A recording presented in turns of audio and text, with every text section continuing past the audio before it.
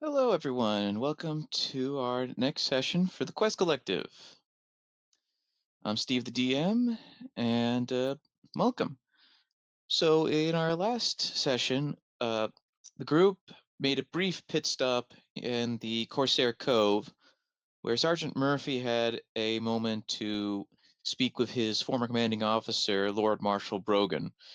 After a rather confusing time, acquainting him with what had happened in what Sergeant Murphy believes is the future.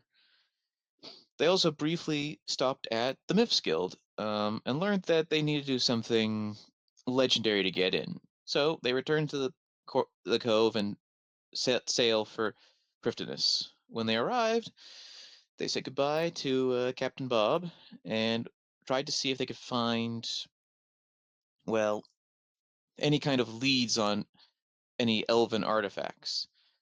After getting some cryptic suggestions from from Lady Heffen, they set out looking for a elven hermit who sent them to the underground pass to find a lost pickaxe. And after dealing with the pickaxe's downright psychotic owner, the group had managed to claim it and was just about to leave. So we pick up right after that battle. Everyone's probably pretty tired from that fight, but you guys got the pickaxe, and what do you guys want to do now?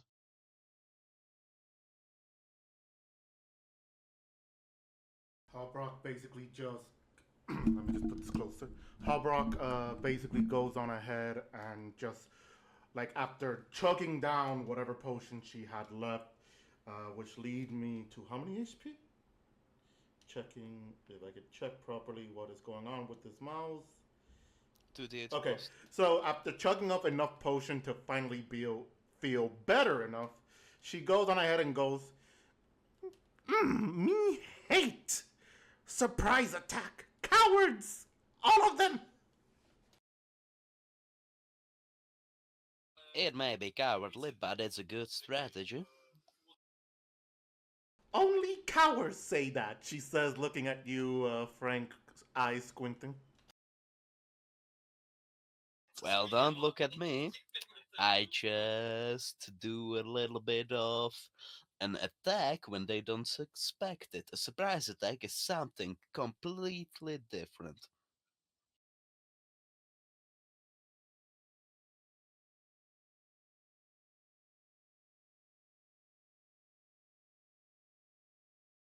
It did get you good with that surprise attack, Orc. You took a lot of damage. It's kind of hard to defend against a sucker punch.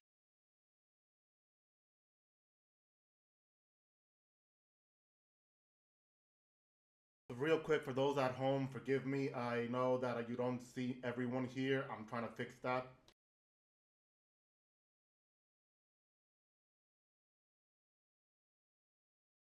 Well, now that we got the pickaxe, why don't we make ourselves scarce of this place and start heading back?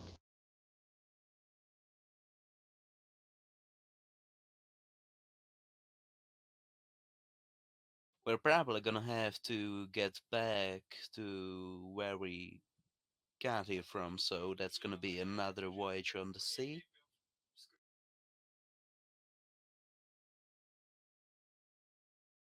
Unless we could find somebody that's got some sort of magic teleport. That would be appreciated.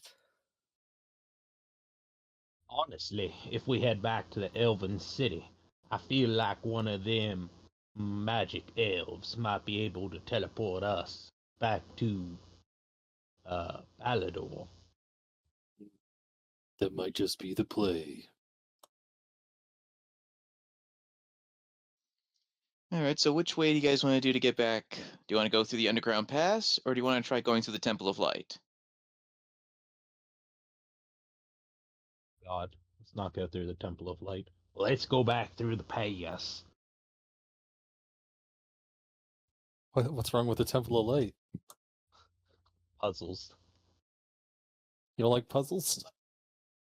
I ain't a puzzle man. Okay.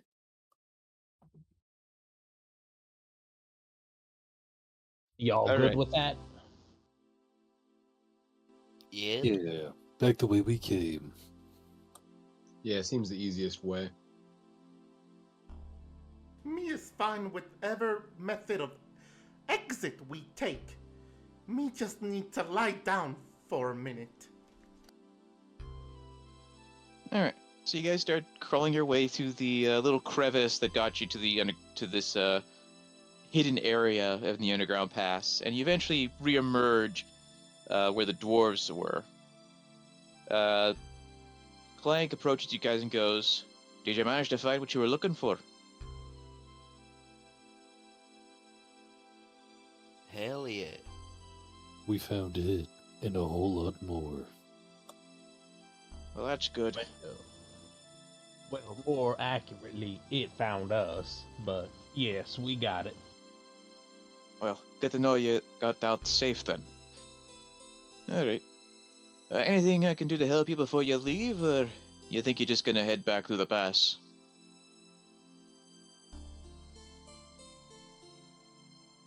Probably just get out of here. Like, Harbrock doesn't really have anything else to do, or can think of anything else to do in the underground or wherever we are. If you can assist us in getting out of here in any way, we'd be very appreciative. But if not, I suppose we'll be on our way. All right. Just follow me. I know a few little shortcuts and whatnot to get you to the well of voyage a bit faster.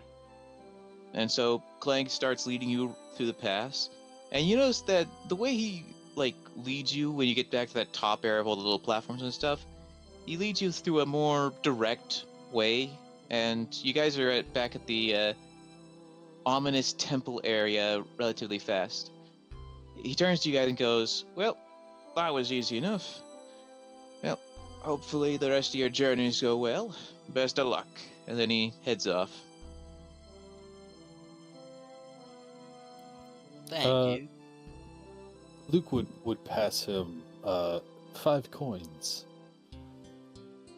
A tip for your speedy service.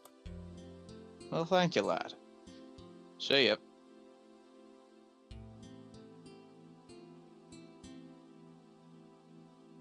Anyway, so Now let's make our way back to the Elven City. So as you guys open the big doors to the ominous temple, you see the wizards are still walking around it, doing wizard things, and as you climb through the well, you end up back in that little cave area that connects to Prifddinas. But you notice there are no wizards on this side. Huh. Why there be no wizard on this side?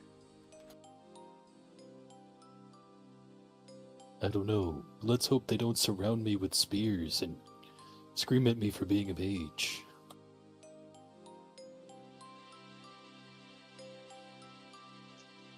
I wouldn't worry too much about that. They've just taken a little vacation, if you will. It's his voice, you can't see who's speaking right now, but you can hear them kind of echoing around you.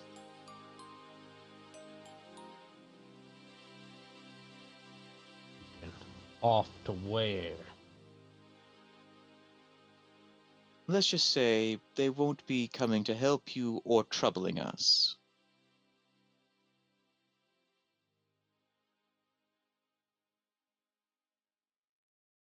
Well, I guess you ain't no ally of our quest. Yes, I think you could consider me your main adversary. And then there's this bright flash of light by the exit, and you see this hooded figure in bright white robes and a huge pair of wings appear.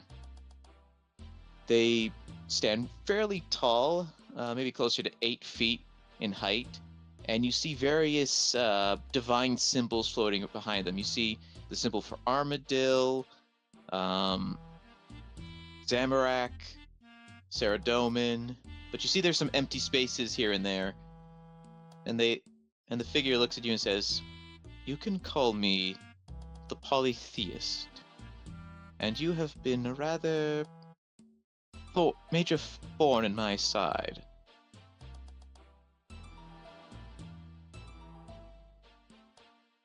So you're the one that's been gathering all the artifacts using that Fremenic guy.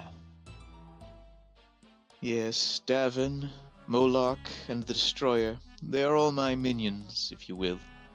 They've been helping me acquire these artifacts.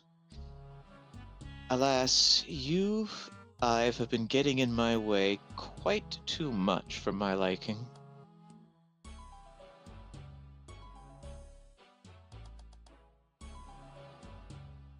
Oh, I'm so sorry. We stepped on your toes.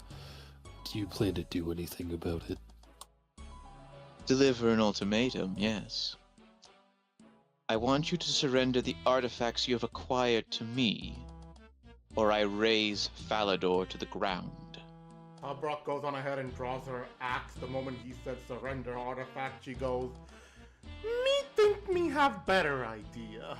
And just to avoid everything, Harbrock just starts getting angry and is focusing on this enemy, entering rage before you try anything. All right, well, go ahead and I assume you're going to just directly attack. So go ahead and roll hit chance. Alright, first let me activate Rage and... oh, sweet, that's right. Okay, cool. Now for hit chance, where is that hit chance dice? Give me one. Oh, there you are. Rolling. I got a 19. That's a hit. Roll damage. Ooh, fancy. Alright, so what are my damages though? Okay, so that's one of... wait, hold up. Where's... okay, here you are. Scare me like that. Alright, so is this...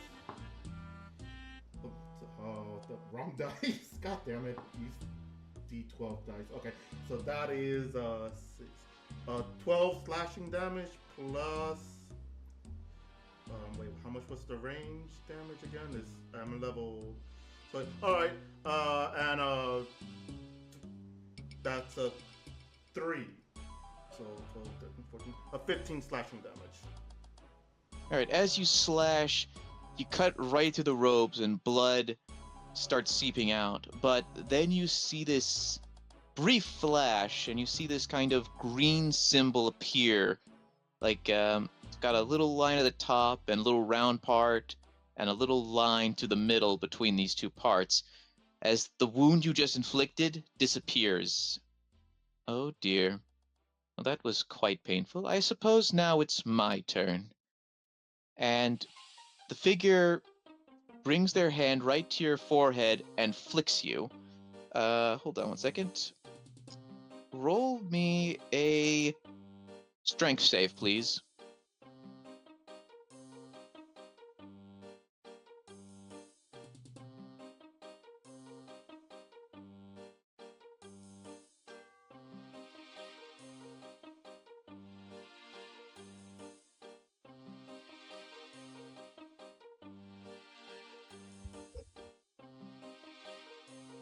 I think...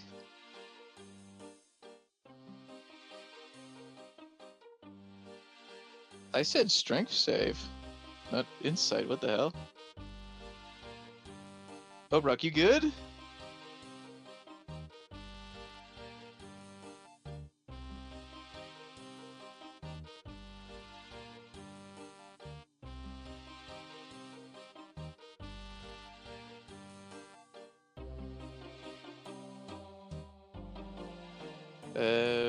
Yes, oh, sorry, yeah, I'm here. I was just trying to look for my, my save, Beyond, but I rolled, what was it again? God damn it.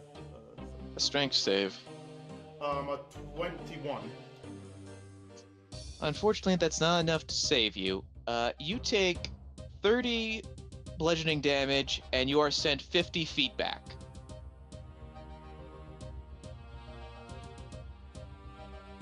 What was it, 30? 30.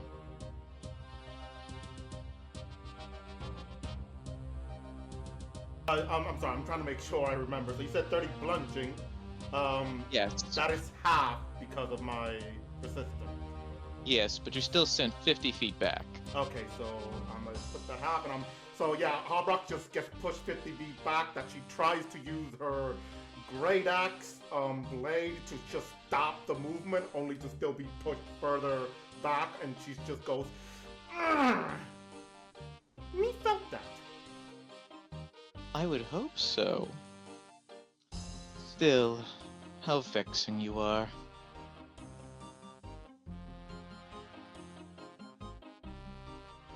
Now, I suppose we should get down to negotiations. Do you understand what I intend to do if you do not comply?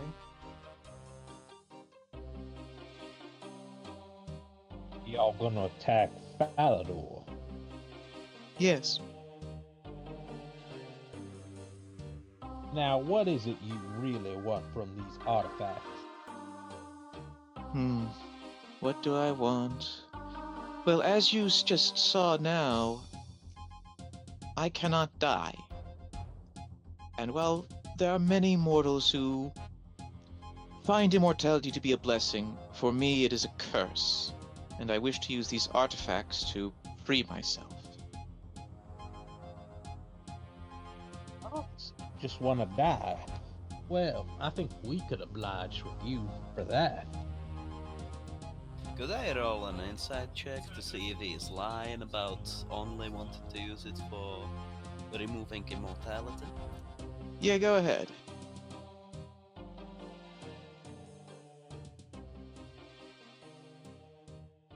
That's a 3.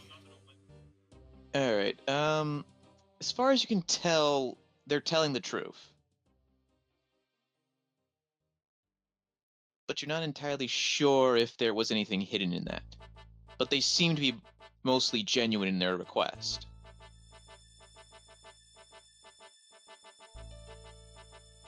And why do you... Well, if you are so powerful and such, why didn't you get the artifacts yourself? Simply put, because every time I die, I lose a bit of my memories. So I've been working through proxies to limit that situation. As you've likely seen, some of these artifacts are in rather dangerous locations. Well, yes, but if a random group of misfits could get them, like, why couldn't you? To be fair, we did hire you for a short period of time, didn't we? At least through our proxy. Well, yes. And by all accounts, had you not decided to make us your enemy, we could have continued to hire you to do this. Probably would have been a rather lucrative agreement, wouldn't you say? Well, you see, when one of your subordinates is using dead people as a disguise, it kind of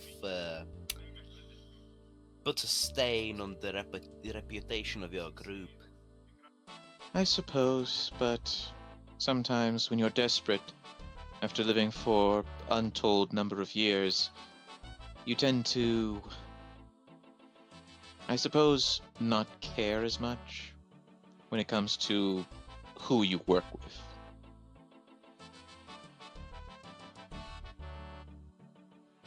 I suppose that's kind of true. Allow me to be perfectly blunt. I am well aware that I am not innocent in any matters.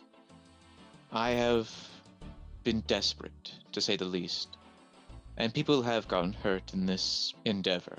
I'm not happy about this, but I would rather be free of my curse than to continue to lose myself bit by bit. I don't know if this is a random question, but how did you get like this? If you didn't want to be immortal, or at least don't want to be immortal now, how did you become like this? Long ago, let's see, how many years has it been? I would say maybe the early Second Age. I was once a priest to a mascot, before she had become the Devourer. I was devoted, much like many of my fellow priestesses.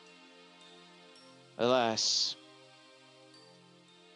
when she had lost her mind, she had cursed me. Despite my devotion, she cursed me with eternal life, a kind of perverted version of the rebirth she used to offer. While many of my allies had become cats. It was not a happy time. I can imagine. What is the deal then with your title of the polytheist? I'd imagine you probably swore off the gods after an incident like that. I suppose it is more meant to be ironic, though I will admit my devotion to the gods hasn't completely faltered, just to a mascot. But the polytheist title, I suppose you could say it's a pseudonym given that my search for various divine artifacts. I suppose that's fair enough. Now, I suppose since you have all been rather agreeable to these terms, I'd like you to retrieve the artifacts you have left with, I believe his name is Sir Tiffy, and I want you to bring them to Great Corend.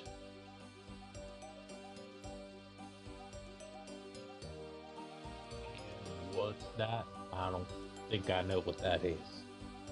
Really, you've never heard of Great Corend? It's a continent to the west. He from Ew. future, but he drinks lot, so maybe he forget. The future? That doesn't seem right. Because by all accounts, Great Corend should be there in the future. Continents don't just disappear. At least, Are you referring to Zaya? Not like it could disappear. Cough, cough, Dungeon Master says. Cough, cough, foreshadowing. yes, Great Corend is one of the major areas of Zia. I think I've heard general talk about it. But at least your mind is somewhat clearer now. I suppose some general terms probably threw you off. Either way, once you've retrieved the artifacts, come to Great Corend. There is an abandoned tower that once belonged to Zarek, former ruler of that land. And there I shall be freed. And I will also have another task for your group. A mission, if you will.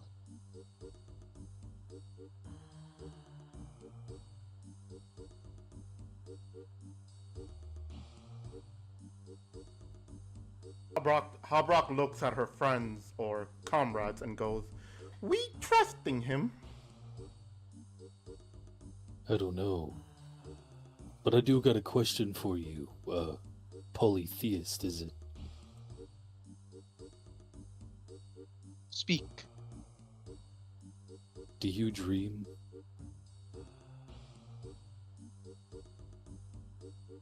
Sometimes I dream. And in those dreams, I see the faces of my loved ones from a distant past. And yet I cannot always see them clearly. And in time, they disappear. It is not happy, my dreams.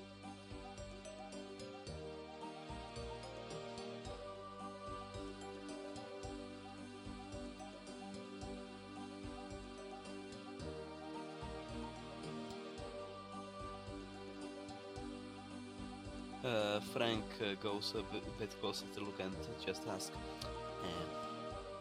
what was that question for? Luke would look at Frank and just kind of say,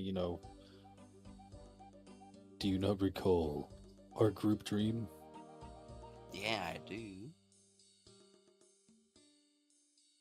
I don't know. It just, we're encountering such a strange individual. And what did we happen to encounter In the dream, a strange individual. And then he would think for a moment, and would there happen to be any overlap between appearances you might be able to recall? No, you can clearly picture the figure from your dream with its glowing eyes and its massive size. You can tell that the polytheist, while very tall, is not as big as the person from your dreams. The person from your dreams was like using Feroc Palace as a throne. You'd say they probably have to be like a giant or something. Gotcha. Okay. A quick question, do you know of any really big things, people who like the phrase chaos take the world, or something like that? Frank, do me a favor and roll perception with advantage.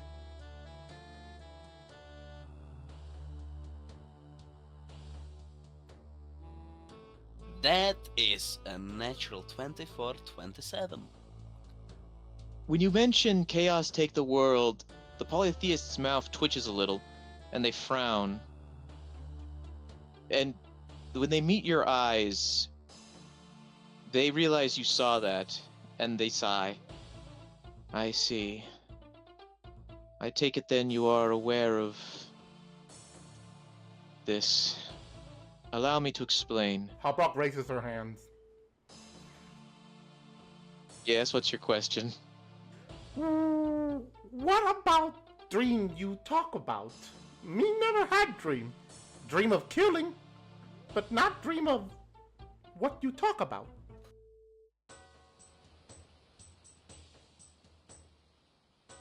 Before y'all joined the group, everyone shared the same dream of a town burning down. Well, town being A capital city. Valador? I don't remember.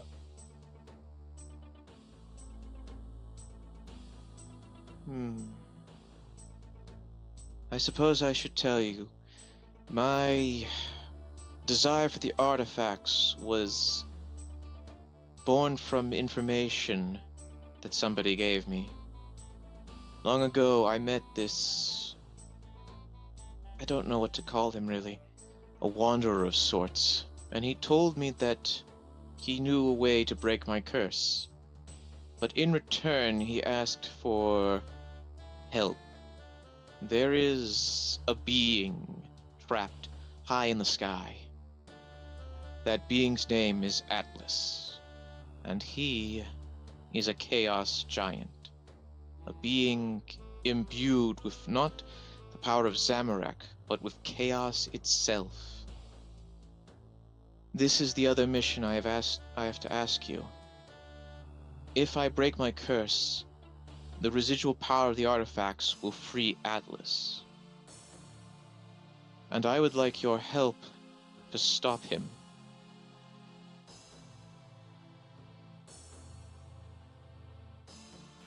Can I roll for insight, maybe, to see if I guess Hobrock believes his words? Yeah, sure. Inside check. Give Inside me 1 check. minute to restart my Beyond page because for some reason it shows blank white. That's weird. I'm pretty sure your modifier for insight was -1, so feel free to roll your dice while that's refreshing. Alright, if it was -1, then give me a moment. Where's my... Okay, so here you are, my normal lucky dice. So a 9. That would be an 8 then. You don't know how much you can trust this person, but they do seem to be speaking genuinely with you. Hobrock then looks at her friends and goes, "Trust?" I mean, even if you're speaking the truth, the simplest way to stop this guy is just not to let you have the artifacts. I suppose that is the truth, but there is a problem. I have a deadline of sorts on this deal. You could say it's a pact of sorts with this wanderer. I have until the solstice to gather the artifacts. Otherwise, not only is the deal forfeit, but he will claim the other artifacts. And, if he does, he will likely come after you and destroy Falador himself.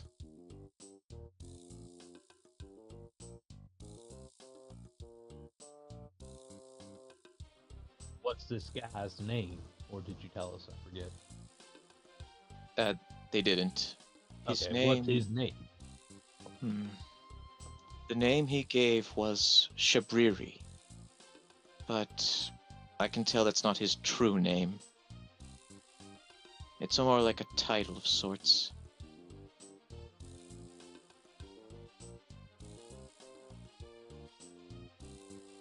Well, I guess you've given us a lot to consider and to speak to our superiors about. I suppose. Should you choose to bring me the artifacts, you know where to find me. Farewell, adventurers. And then there's another big flash of light and the polytheist is gone. And then you also notice that a bunch of wizards just kind of appear around you guys unconscious.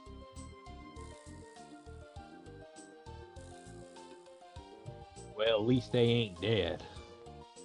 I think.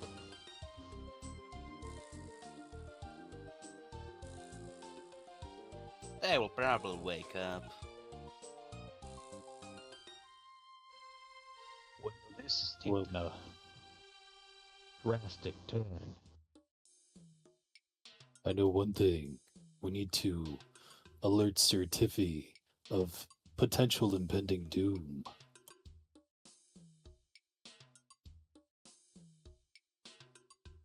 We do.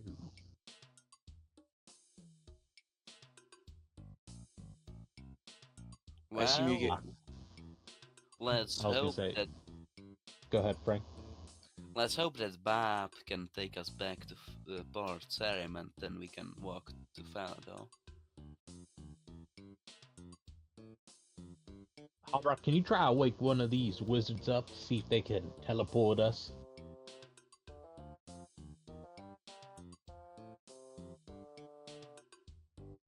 Bah!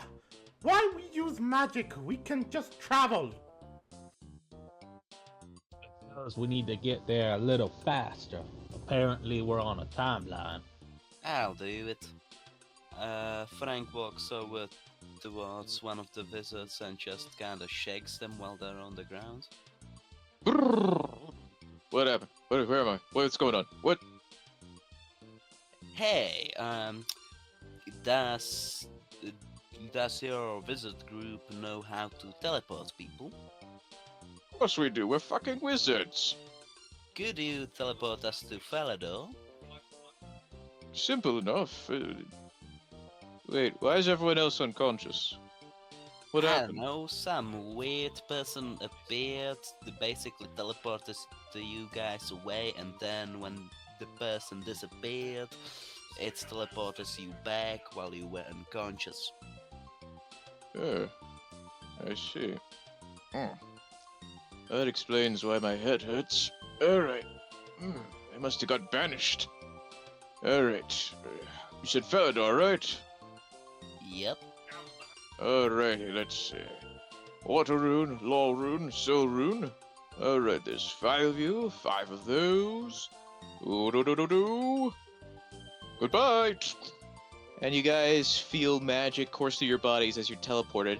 And when the world what's the word for it? Reappears, you're in Falador Square. Ew, that's not very pleasant. Alright, let's go to the park and see if Sir Tiffy is on his walk or fucking enjoying himself. Alright, so you guys start making your way to the park, and you see Sir Tiffy there sipping on some tea. Just doing his usual Tiffy thing. I wave at him. Oh, hello there, old bean. Welcome back. Back sooner than I expected. How'd you get back to Falador so fast? Magic. Ah, of course. Anyway, how did it go in the City of the Elves? Did you manage to find anything? Well, yes, we found the Jagex and also found out why the other group is trying to get the artifacts. It's not to like destroy the world or anything, well, kinda, but they want to end immortality of some guy. Okay, what's the destroy the world part that they might be doing? Well, the remaining energy after the immortality is removed, it will free Atlas like some chaos giant up in the sky. At the mention of Chaos Giant, Sir Tiffy's eyes go wide and he goes, "Please tell me you didn't agree to this deal." Well, that's Hobrock can't figure it out. Hobrock letting friends decide because Hobrock wants to just beat him up, but he keeps healing. well, yeah, that's the problem. We either help him, and then we have to deal with Atlas, or we don't help him and he destroys shit himself. Ugh. Ultimatums. And I can only guess the Destroyer knew this would happen. It probably used you then to get some free labor. Yep. Very well. Sounds like we don't really have much of a choice here, do we?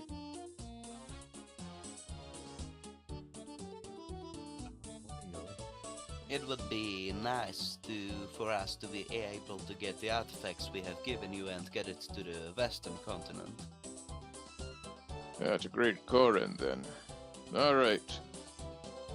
Why don't you go to the inn, get some rest, refreshments and whatnot, and I'll start getting the other artifacts together. Sounds good, sir. Alright. And I'll try to see if I can figure out anything else that might help you. But for now, good work. I'll see you in the morning. And then Sir Tiffy gets up and walks up on his way to Falador Castle. Before you leave, Sir Tiffy, Hmm? it is probably permanent to know that this creature has been around since the Second Age. Which creature? The Chaos Giant or... The guy who wishes to break his immortality. I He's see. been around for all 5 ages now. 5 ages now. Hmm. Technically, if they were from the Second Age, it sounds like they were there for 4, not 5, but I'm splitting hairs there. Hmm. It's the 6th age. 6th Age? My boy, my good sir, this is the 5th Age. Well, it was the 6th age when I was. Hobrock goes, Never mind. "Future!" She grabs, she puts her giant beefy hand on Sergeant's shoulder, and she goes, "He from future. Just agree with thing he say." Okay, I'm just going to go back and get those artifacts for you. And then Sir Tiffy just walks away slowly. Luke gives him a 2-finger wave. Is that like finger guns or like peace sign waving? It's almost like that kind of like salute from like the top of your head. Almost like you're tipping a hat, and then you just kind of like, yeah. Gotcha, that thing. Alright. Anyway, you guys are in Falador now. Blue Moon Inn's right there. You guys want to just go there, take your long rest, and we continue the story? Or you guys want to do anything silly just to relax? Well, Hobrock wastes no time to head straight towards the inn just to get a room a drink and just knock the hell out. All right. Yeah. So I guess no one else wants to do anything else before just going to the next day. Nope. I Alright. need some ammo. And by that I mean runes. All right. How many runes would you like, my friend? Oh, okay. What was their price again? It's two gold pieces of rune. Oh, okay. We'll grab another 180. 180. That's 360 gold, my friend. Remove that from your thing. You get easy, and now you get to go to the inn to sleep.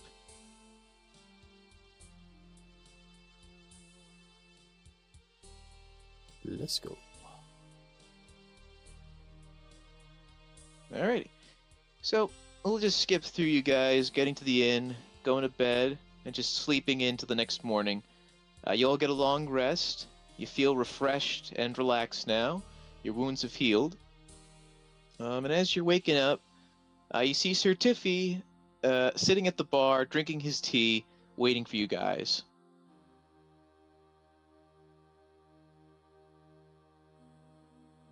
Good morning, sir. Good morning, my friends. I trust you slept well. Yeah. Man, Sergeant's internet sucks. Damn. Yep, no, it just keeps disconnecting. Anyway. Yeah, I thought as much. Apologies to everyone. Sergeant Murphy's internet is acting up, so please have some patience with him. Anyway, Sir Tiffy gets up, and he pulls out this little box that was with him, and he hands it to you guys and goes, "Here are the other artifacts. Feel free to put your newly acquired one in here." I have to say, I don't exactly like this, but we don't exactly have a choice, really. It might be safer for you to carry these on your own rather than be kept here in Falador. Draws away the danger from here.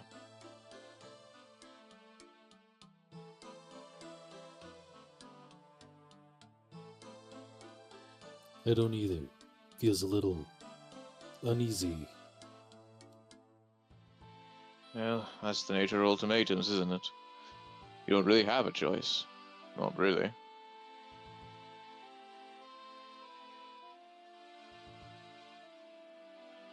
To the tip of the spear. Now, as for transportation, getting to Great Corend is a tricky endeavor. It is quite a ways away. Thankfully, I have two little gifts for you. One is a teleport tablet. You break these on the ground, and it'll take you to Corend Castle. Essentially, you could say the center of the Great Corend territory. I got 5 for each of you. And I also have a teleport tablet for get you back to Falador in case things get risky. I'd rather not lose you folks. You've done me a good job so far. Does he hand over the tablet? Yes. He hands them to Clyde. Oh, Thank so you. just to one person? Well, he hands 5 of each tablet, but he's just going to give them to Clyde for safekeeping. Okay, just wanted to make sure.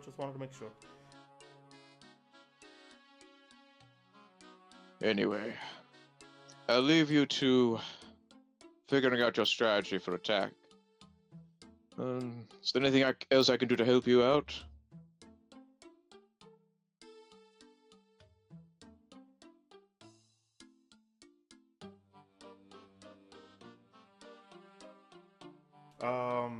No, Harbrock just looks at looks at the tablet, just fascinated at these little tone slabs that is being handed over is meant to be a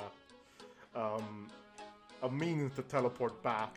And then she looks and looks at the others to see if they have any questions themselves. Ooh, I love tabs. Doesn't require really any focus. Great. Yes. Other handy things.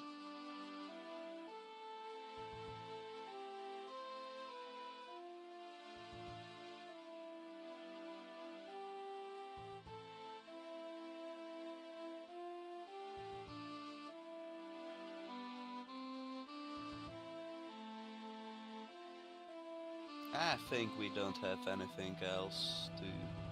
Well, we don't primarily need anything else from you, so we should be on our way. Oh, Tiffy. If for some reason we fail, that polytheist will either be up your ass trying to destroy the city, or they'll break their curse, and something else will be up your ass trying to destroy the city. So just be ready. Be ready. Well, I'll try, but ancient chaos giants aren't exactly easy. Real quick before we continue, we got a quest point redeemed, redeeming Fate's reward for Luke. Basically, if you ever get a bad roll, you can just simply go on ahead and just get your chance to redeem it for reroll. I guess we could probably just classify that as just getting inspiration, since they changed inspiration to be that. Yeah, they just so add it to your inspiration. Yeah. Wait, what? Somebody redeemed quest points to give you inspiration, my dude. Awesome. Say thank you to the nice person. Thank you, thank you, thank you. Bam. Looks And proper nice. someone whose name I'm not gonna say who, because I know who it is, redeemed drink water. So whoever needs it, drink water. Alas. Ah, welcome back, Sergeant. Everything good on your end? Hydrate, don't dehydrate. I'm afraid I'll have to hydrate when I dehydrate. That's a hot way to live. Yeah, it is. I got a heat advisory here. Anyway, Sergeant, you there? Yeah, can you hear me? Yes. Yes, I can. Yeah. Sorry, the internet's been acting up over here for some reason. Not sure why. It could be your modem or your router. It could, like... Yeah, it's... Yeah. Might want to talk to your internet company, see what's going on. Yeah, we're probably gonna have to. Anyway, just to update you on what happened, Certifi gave you guys a box of the artifacts, and he also gave Clyde 5 teleport tablets for Great Korend, and 5 for Falador, so y'all got 1 each. Anyway, Certifi gives you guys a nods and heads out of the tavern, letting you guys figure out what you want to do.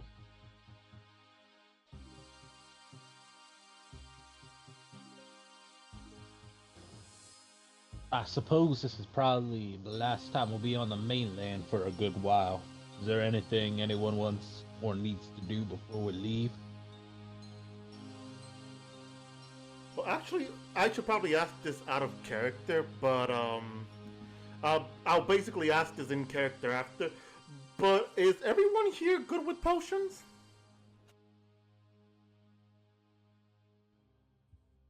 That is a great question, and I think I have, like... Because I know I have 5 left after drinking 5 greater healing potion and completely ran out of the normal one, so that's why I'm asking. Because last battle literally took a chunk out of Hobrock. I got 12 left of the 16 I bought earlier. I still have 7 left. I have 5 normal ones. I should probably buy some stronger ones. Sorry. Freaking sneeze. Anyway, how much potions would you like to get for the stronger ones? How much are they? Stronger ones are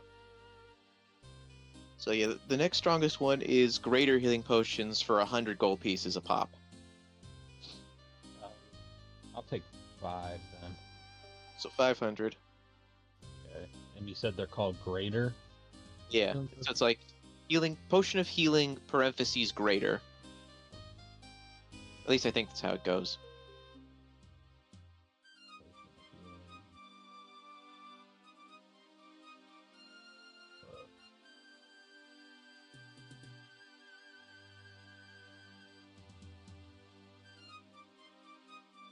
See ya. Really? Oh, is there a weapon shop in Falador? Give me 1 second. Just okay. So yeah, so type. All right. I'm trying to remember. So maybe try just typing greater healing.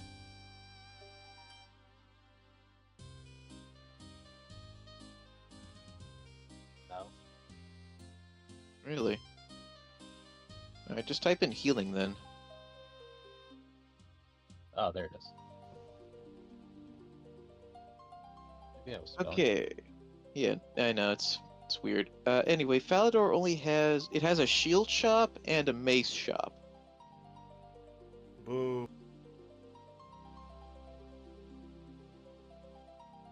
You have to Oh, show some that's patience. fair. All right. Actually, let me check something real quick. Continue without me while I try to check to see if I.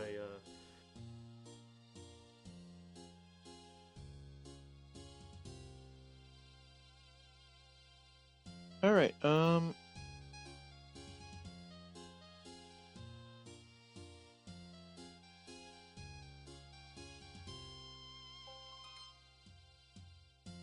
much were the 1 potions? The ones that were 100. What is it? The greater or normal potions that are like 100? Greater's 100. Normal is 50. Can I buy 5 greater potions then? Yes, that's 500 gold. Okay, thank you.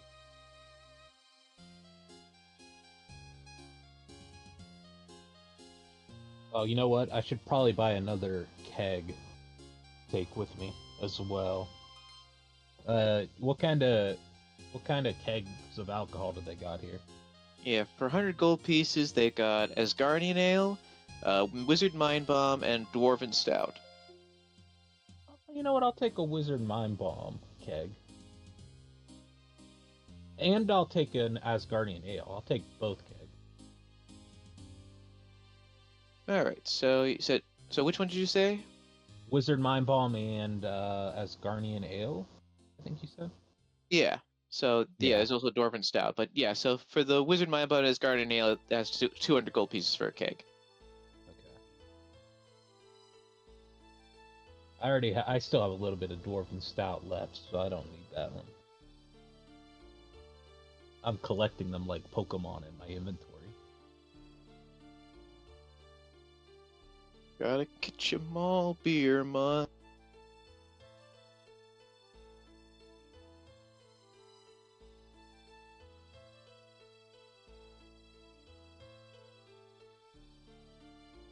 Yeah, I don't think I have anything else to do except for let's see, buy like 5 more healing potions myself, and that's Normal or greater? the greater. All right, so that's another 500 gold from you. Yeah. So, okay. So if you guys are ready, Clyde, feel free to give everyone out there a great Corend Castle teleport tablet. All right, I would do just that.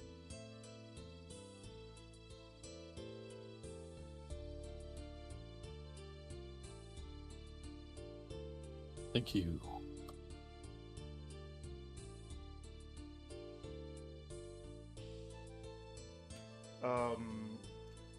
Yeah, I'm ready to go. I think I got everything. Yeah. All right.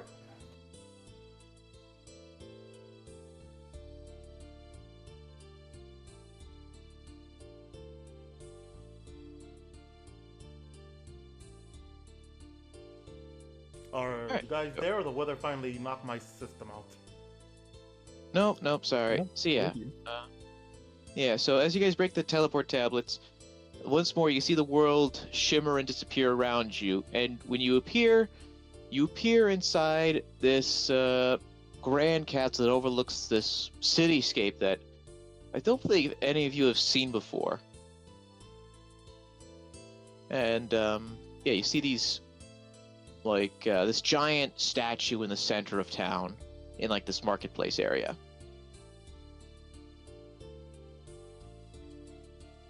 So Harbrock would probably be the last one to break it. Like, she didn't know what to do until she saw everybody else do it. With that teleporting, you guys just hear her come in screaming, "Ah!" And she still screams for a bit before going, "Oh, we here."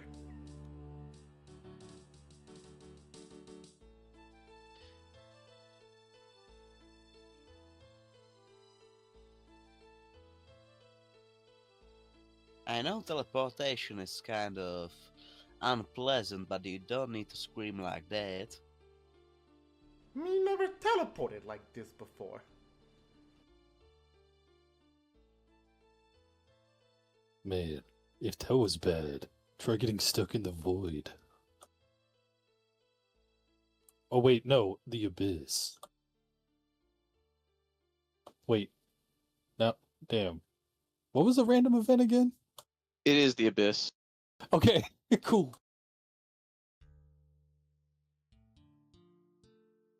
The void is for where bad players go when they need to be banished to the Shadow Realm.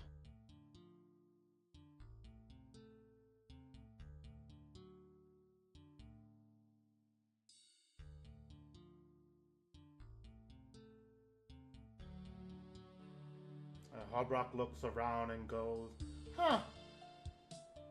So this great co-end?"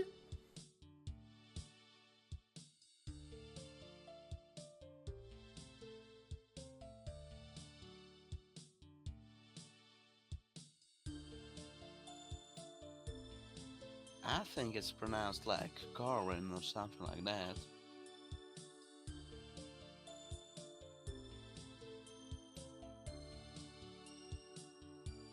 What's so great about City?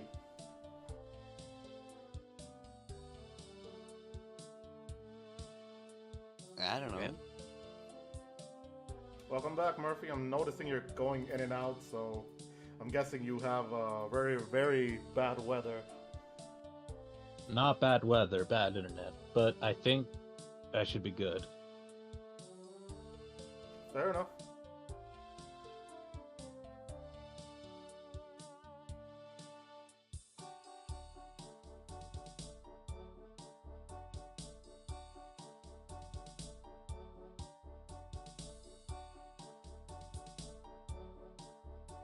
So what happened? Did we arrive at Great Corin? Yes, you did. Well, now that we're here, where... Oh wait, did we ask where he was supposed to meet us here?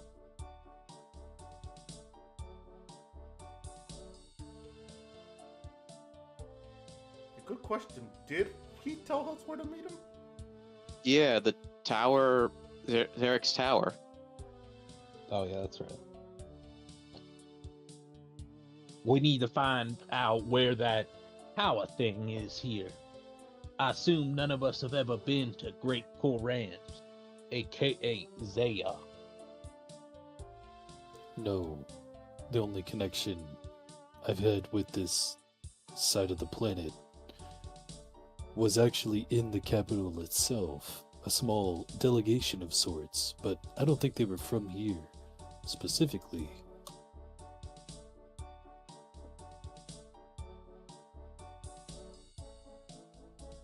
Well, then we're gonna need to find someone that knows where this tower thingy is.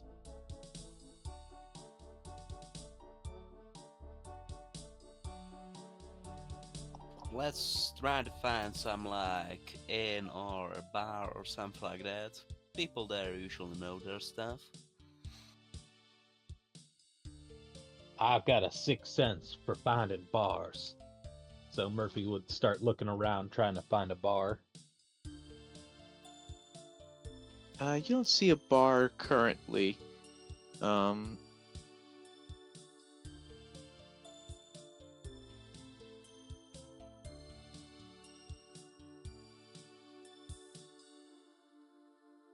I don't see no bar, but they probably got one here. Don't tell me this is a dry continent.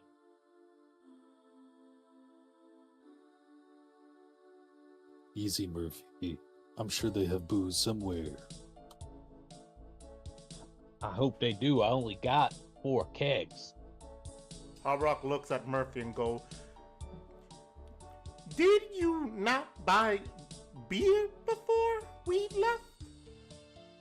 Yeah, but I only got 4 kegs worth.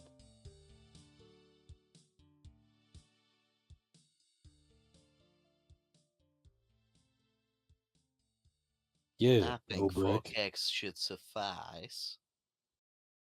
Yeah, for maybe like a few days or something. Well, it's not like we plan on staying here for like a month.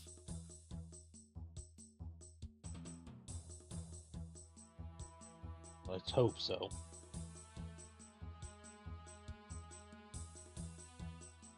Let's just go ask some random person on the street to see if they know anything about this tower.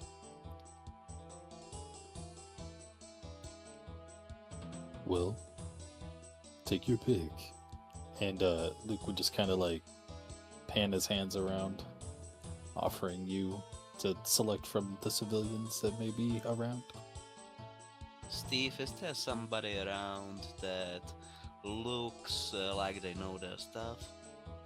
you see some guards as you start climbing down the castle steps. They're all dressed in this similar style of black and red armor. Some with like some skull bits on it to make it look a little bit more fearsome. They're minding their own business right now.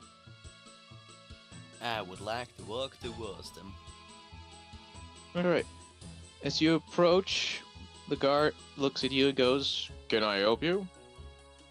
Yeah, do you know of any like abandoned tower in this area that was previously owned by some guy named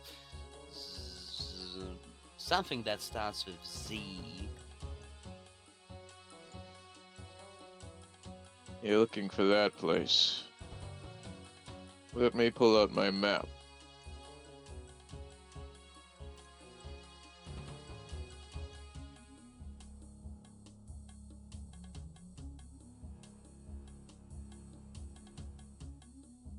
Alright, let's see here.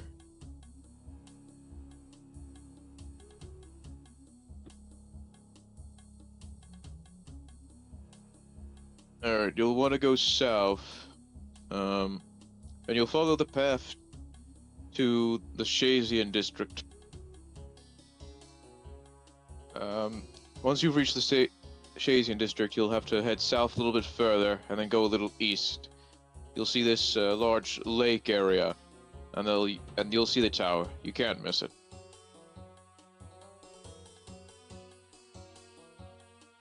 Alright, thank you.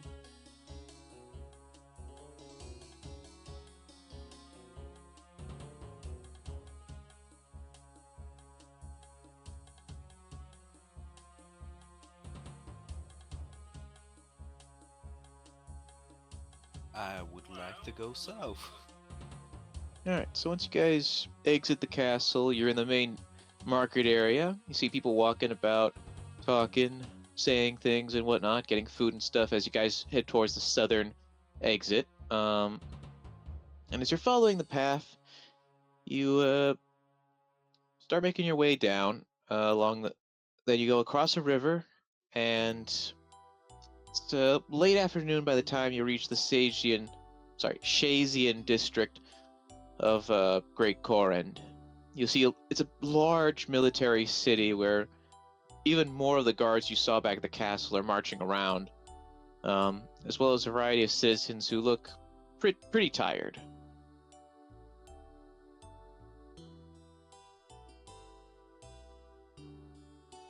Ooh, I should have joined up as a guard here. And why is that, Luke? They look fucking badass. Are you not looking around? Yeah, but I think, I kind of like the Vargodian armor style a bit better.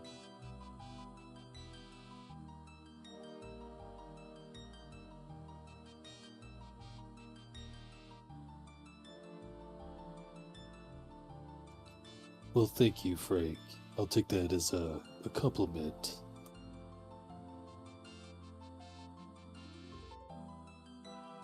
Take it however you like it. So anyways, I believe we should go a bit south now.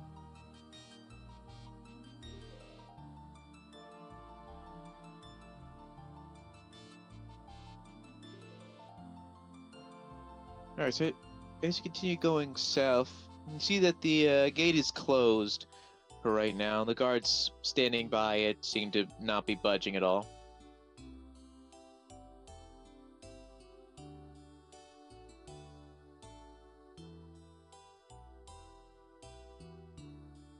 Well, that is a bummer.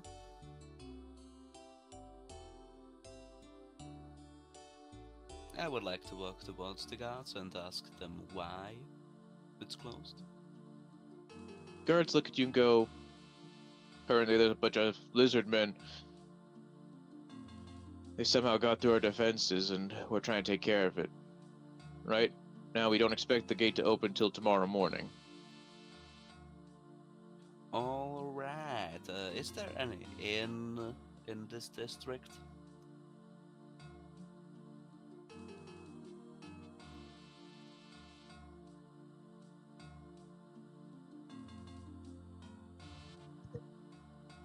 Could we perhaps hop the fence? Are you asking me out of character if you could? Oh no, I'm saying in character. No, you cannot hop the fence. And there's a bar. The local inn is the Cloak and Stagger. It's a bit more to the north from here. Just still in the city of Lines. I mean, we could probably take a bunch of lizards in a battle. No, you can't. Their acid breath would tear through your flesh like nothing before. Where I'm from, lizards don't have acid breath. Well, where we're from, they do. And poison, too. Whoa, what a crazy concept. Different places, different lizards. Yeah. I wonder what the lizards in Washanka are like. Massive, town-destroying lizards. With some kind of energy breath, right? Yeah, they probably come from out of the water.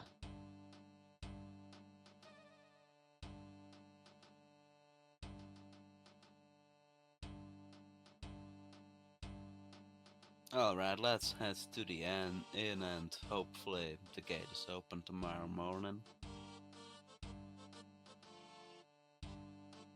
Alright, so you guys head to the inn, and see there are a lot of off-duty soldiers just there drinking and celebrating.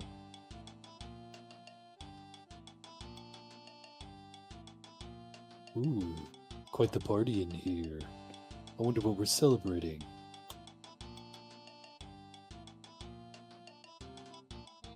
Habrock just walks in, just holding her great axe over her shoulder, looking around. Like, she would take Luke's word by heart. Does it look like they're celebrating anything? Yeah, it looks like they're mostly celebrating not having to fight. They seem to be in decent cheer that they are away from the front line and have celebrated the fact that they survived the fight. And that's what she's hearing, like the survival and everything. Yeah, you can tell from what they're discussing that the lizardmen are not a threat to be ignored, that they're seriously dangerous. She makes it very obvious that she's disappointed in what she's hearing by just going, "Ah, cowards," and just continues to walk with the group. Oh no, how dare they get some relief from just, being away from fighting.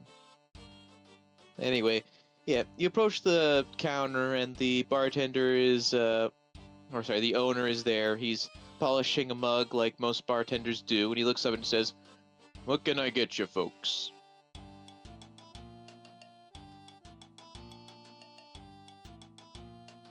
What's your local specialty alcohol-wise? Lizard kicker.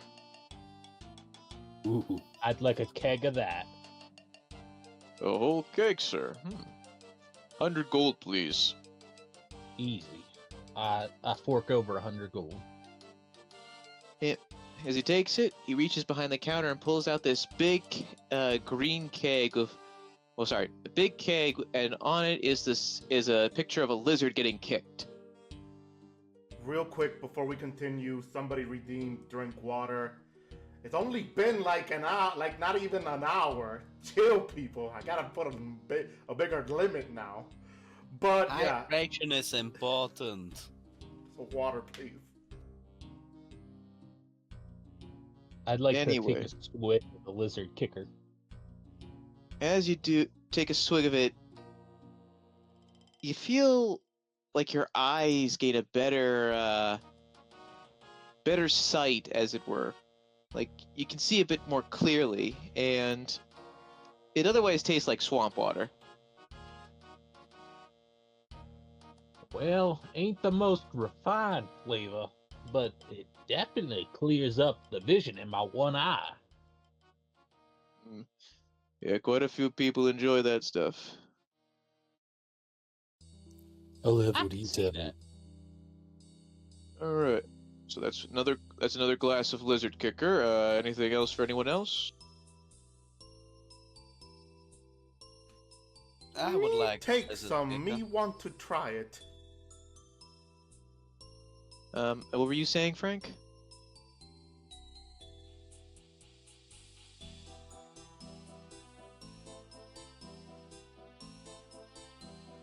Frank? Oh, yeah. I already said that I wanted the lizard kicker. Okay, so that's 4 more lizard kickers. Clyde, do you want anything? I'll take some lizard kicker. 5 lizard kickers. That'll be a total of 30 gold pieces, and he puts out 5 glasses of this green liquid in front of you that froths at the top of it. I hate you, Frank, but thank you so much for the redemption of hydration. Instead, I'm just gonna go drink beer now. Drink beer. That Hey, ain't water. hydration is important. Who cares if it's water or not? Wait, drink beer? New idea? Huh? Hear me out. Well, then not all of us could do it. So Yeah. Anyway, enjoy your lizard kicker. It tastes like swamp water. Yay. So it tastes like swamp water? Halbrock immediately drinks it, puts it down, and just looks up. It reminds her of home.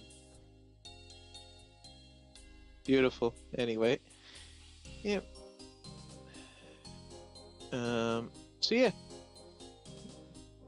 Bartender looks and says, "Is there anything else I can get you folks, or you think you're fine with the drinks?"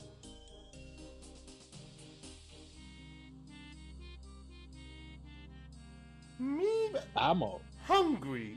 You have food. Yep, we got stew. What kind of stew? Got some potatoes, some onions, got some little tomatoes and carrots in there too. And of course, a little bit of meat. Me take lots meat. Alright, 1 stew with extra meat. Anyone else? What kind of meat? Steak.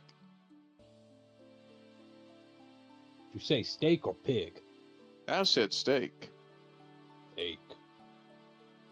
I'll pass for now. It's always good to have an empty stomach when drinking. No, it's not. Must be a customs thing. My brother Insert a domain.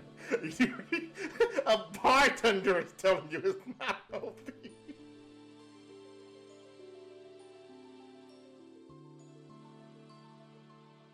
I Anyway, just keep drinking my keg. all right. I'll take a hearty bowl of stew.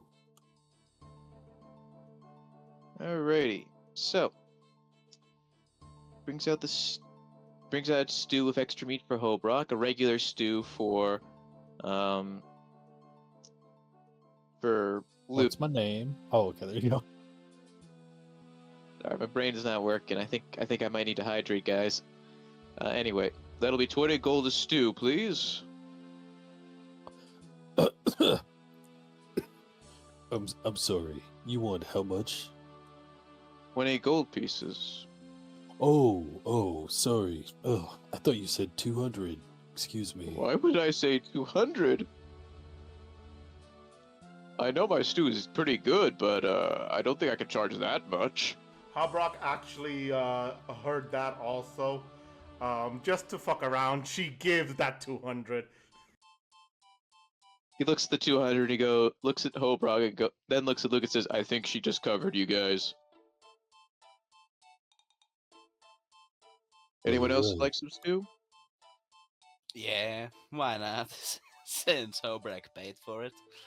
Stew time. Guys, get some delicious, yummy stew.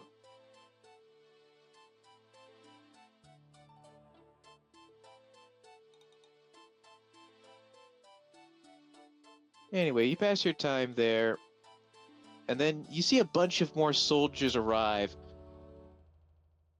And they look like they just came back from a fight just now. And they take a seat at the bar, and you hear one of them say, how those lizardmen get through anyway? At least the southern gate's open now.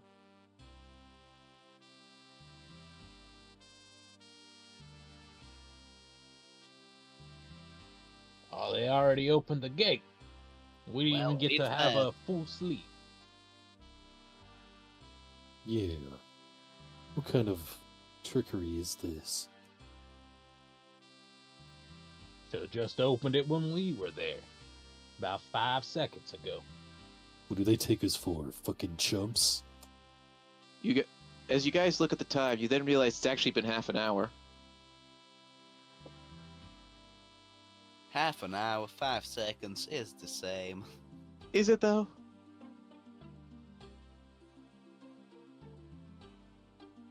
Everyone in the It doesn't chat is feel agreeing. like it. Everybody in the chat is agreeing that Sergeant Murphy needs professional help. So should we get him professional help?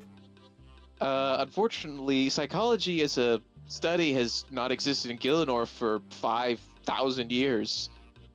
You see, so many of our problems here would have been solved if people went to a therapist. Oh, you heard him. Ain't got a problem anyways. Time to create a new profession. Anywho, you guys want to still chill here for a little bit, or you guys want to start making your way to the southern gate? Luke would, as we overhear him talking and stuff, he would look over their armor as maybe they passed or what have you. Seeing as how you said they seems like they came from the front or what have you.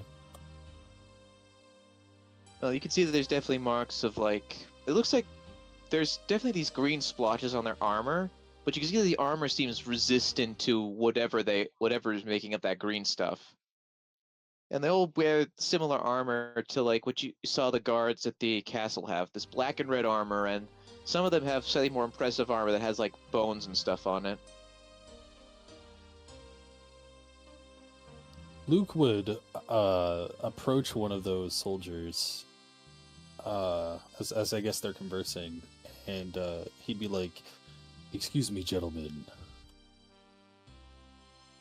What? I see you got a little bit of green on you. Do you mind if I perform some experiments of sorts?" What kind of experiment? I just want to take this steel plate, and he would like, I guess, go to take off one of the pauldrons on his shoulder. And he's like, I wanna put this in that green goo just to see what happens. All right. You're gonna enjoy this. As you bring it to the thing and you touch it, you see the steel plate of your armor start dissolving as it touches it. Suspicions confirmed. So, tell me, what makes your armor so special? It's made over in Lobakanja. They got a special ore that's resistant to the spit from lizardmen. Ah, I see. And how could one get their hands on this equipment? You gotta earn it. Fight your way through the combat ring and win 5 matches and you get some armor. That's simple, really. Or you join the military and work your way up. Oh boy. Alright. Well, thank you for your time, gentlemen. You have a good one.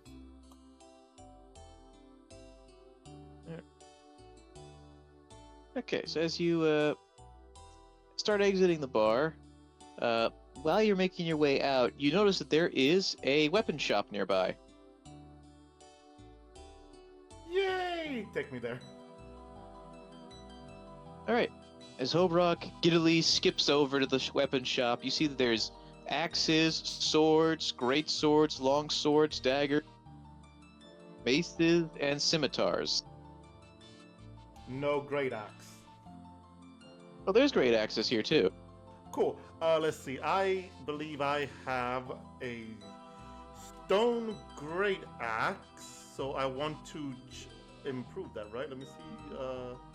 Well, it's just a regular great axe, but yeah, I would like to change that. Harbrock puts her stone great axe on the table and goes, "Me want to trade. Change this to something better."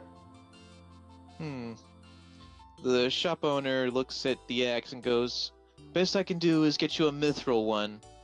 Does that work for you?" She looks around and goes, which? She points, which one? She brings over this blue metal great axe over. This is mithril. Ooh, and that's stronger than this one. Oh yeah. Me take it then. 1,690 gold, please. Harbrock looks at him and goes, "Okay." She goes on ahead and she gives him her entire gold pouch. Mind you, remember, she doesn't know how to count. All she has in there right now at this moment is 302 gold coins. Sorry, sweetie. This isn't enough. You only got 300 in here. Me not know numbers. How much do I need left? 1,390. Me come back. She leaves everything there and she rushes outside and to her party members and goes, "Me need money." Surprise, surprise. Don't we all? What for? Me buy new great axe, but me need 1,000 something. Me need help. Oh, that's rather steep. I'm only packing 55. She looks over to Frank and goes, "Put on glasses and help negotiate." Well, it's certainly worth a try. I pull out my glasses from my pocket and just put them on. Frank, I know it ain't much, but if you can get a greatsword in on this deal as well, I'll give you 20 gold. Again, like I said, I know it isn't much. Well, the problem is, Hobrak needs like 1,000 something. Ooh, how much do you have, Hobrak? I basically, Hobrock goes, store owner said me only have 302. Me try to trade in great axe, but me think great axe me have not enough. Glad.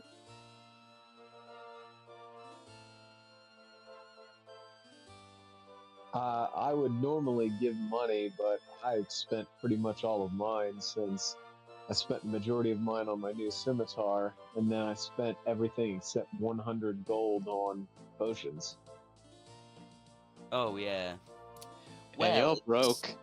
Hobrak, it seems we first have to get money and then we can go buy new axe.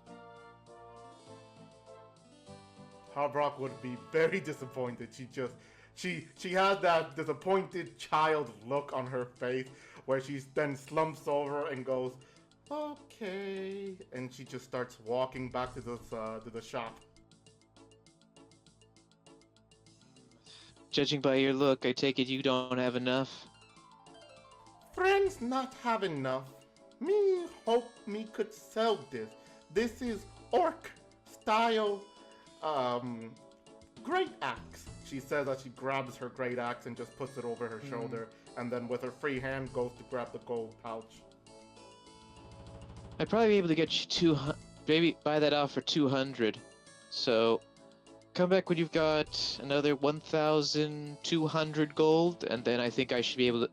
Then you should be able to trade it for the axe. Can you write that on paper? Me needs to memorize how much. And so the shopkeeper does, and she hands it to you. Try not to lose that. She goes on ahead, she crumples it up and puts it in one of her pouch. Me come back if me have money. Thank you. She turns around and just once again she tries to look happy, but then she still like slumps forward a bit and is still disappointed.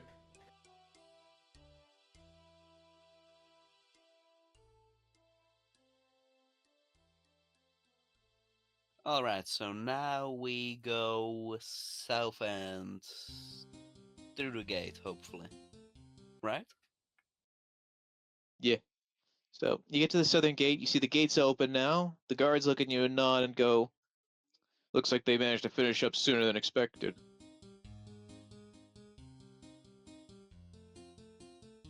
I'm sorry. Finish up what? Fighting the lizardmen. What you mean we missed it? Did you really want to fight acid-spitting lizards? Maybe a little?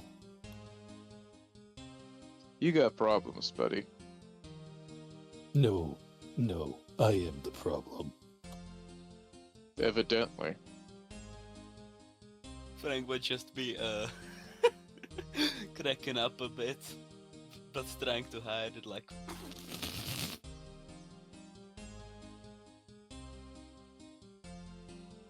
Alright.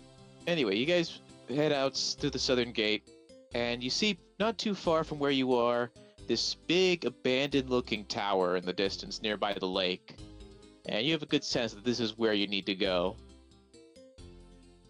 Now, before we continue, I should inform you, in case you happen to miss it, back at the inn. That guard told us that acid breath would destroy our flesh. It will do a lot more than that. It completely destroyed my armor pauldron.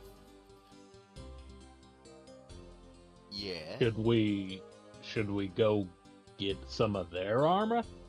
How do we even get their armor? They said something about fighting in some fighting pits, win 5 matches and you get the armor. 5 matches ain't too bad. Yeah. And we It have might be- Homebrew. It might be worth going to this arena to get this armor so we don't burn to death by these lizard folk. And also maybe if we do some betting or something like that, we could get some money. One of the guards looks at you and goes like, "There's no betting at the combat ring. It's entirely there to train."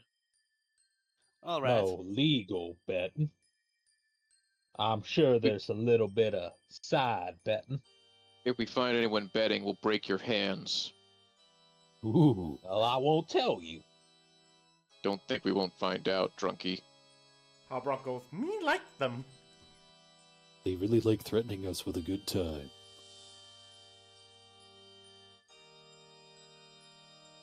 Anyway, Well, what do you guys think? You think we should go to the arena then?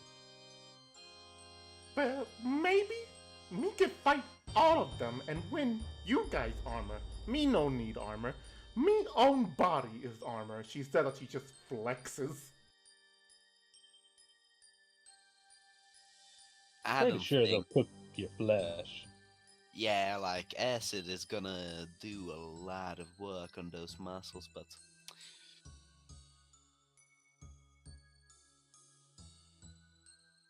Well, we don't even know how they arrange the fights. It could be a team thing. Or perhaps a duo thing. Or, of course, more like the traditional solo. What's it like, guard? I ask. it's usually a 1v1. You start by fighting the recruits. You beat 5 recruits, you get 5 recruit armor. Then you go into the next tier, fight 5 more fights. Next tier, 5 more fights. Keep going until you fight some of the strongest soldiers we have. And then you get the best armor there is. Harbrock raises her hand. Me wanna do it! Me wanna do it!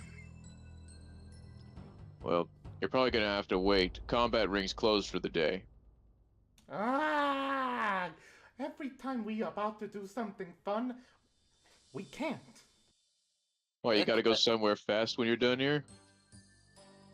yeah, we're kind of under a time limit until the next solace or something like that. Shoelace, I don't know. Solstice, I think is the word you're looking for. Oh yes, thank you. Next solstice is in like 5 days. How long does it take to get to the tower? Not long, maybe an hour or 2. Well, I think we got time for this fighting arena then. The fighting arena is closed. Yeah, for the day. It's like for it said. today.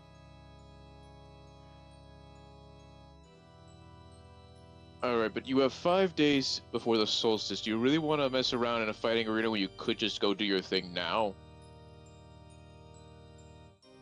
You're sure, insistent. I think you just want us to get cooked by the lizard folk. All the lizard men are dead. And we ain't gonna run into none in the wilderness? No, most of the lizard men are at the battlefield. That's why it was such a serious thing that they got this far. If we run into a lizard folk, I'm coming back for you. Before the guard answers, Harbrock looks at the guard and looks at Murphy. Can she make an assumption if Murphy is able to handle the guard, or if the guard will break Murphy like a twig?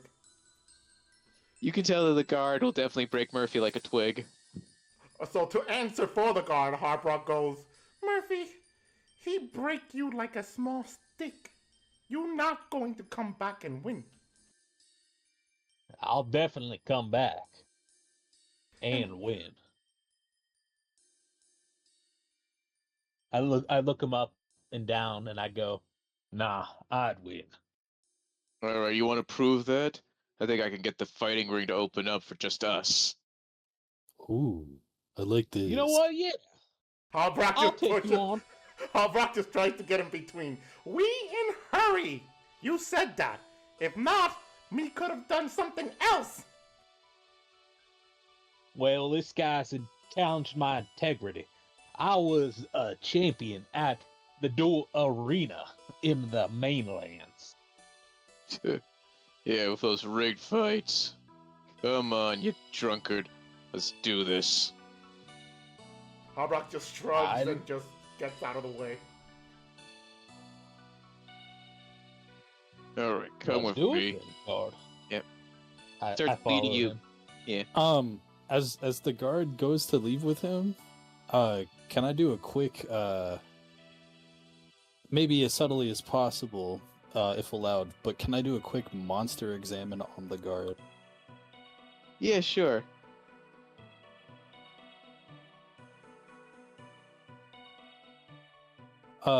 So that would be either. Well, first he would give me a charisma save, 13. Yeah, unless you want to forego it. Hmm. Yeah, just give me 1 second. Do you want me to send you the spell again? No, it's fine, it's fine.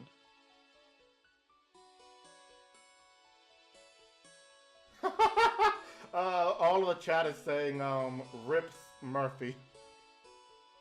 Alright, you managed to succeed on the okay, he failed the monster examine, so let me quickly take a look at the description you posted a while. I know it's here. Alright, here we go. Okay, you can tell that the soldier's armor class is 17.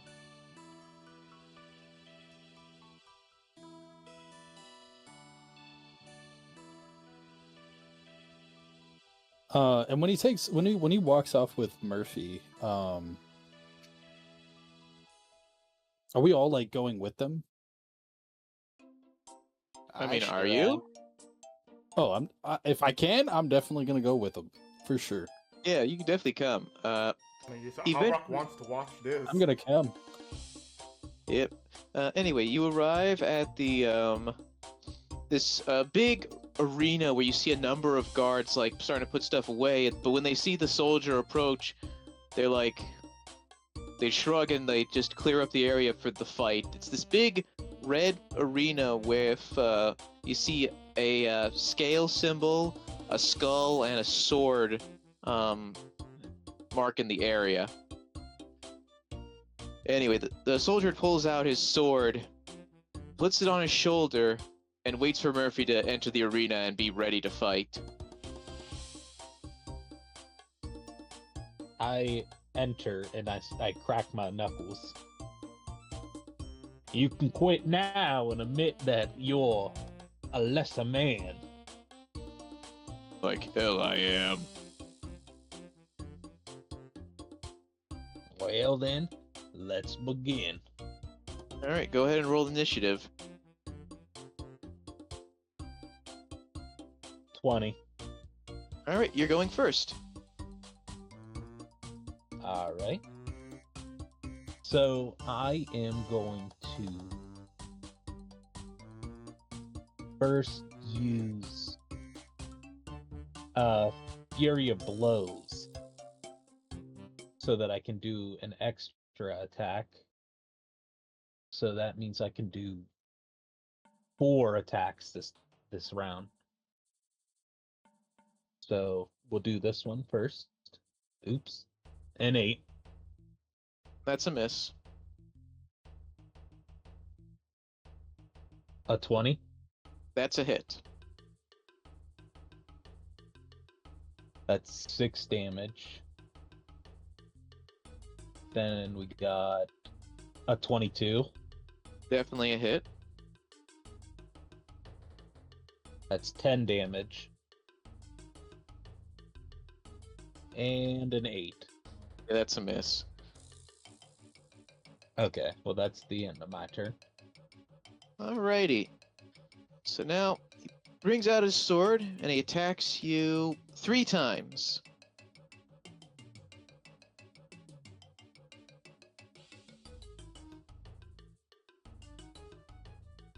It's 13 hit.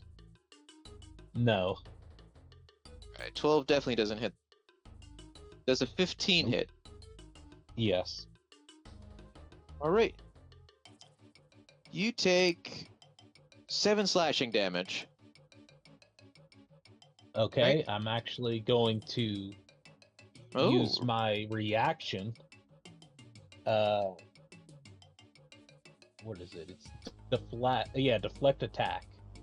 go ahead and do it. Hold on. Oh yeah, here it is. I'm gonna use. I'm gonna redirect it. deflect attack redirect. Oops. All right, we'll save that for later once you've done your successful thing. So, all right. So first, yeah, I think it's your like martial arts die.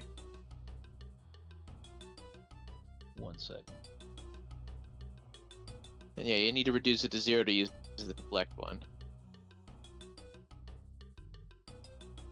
Wait, so which one do I roll? I roll martial arts die? Yeah, I mean, it should say in the description. Oh yeah, I see it. Hold on. Let me...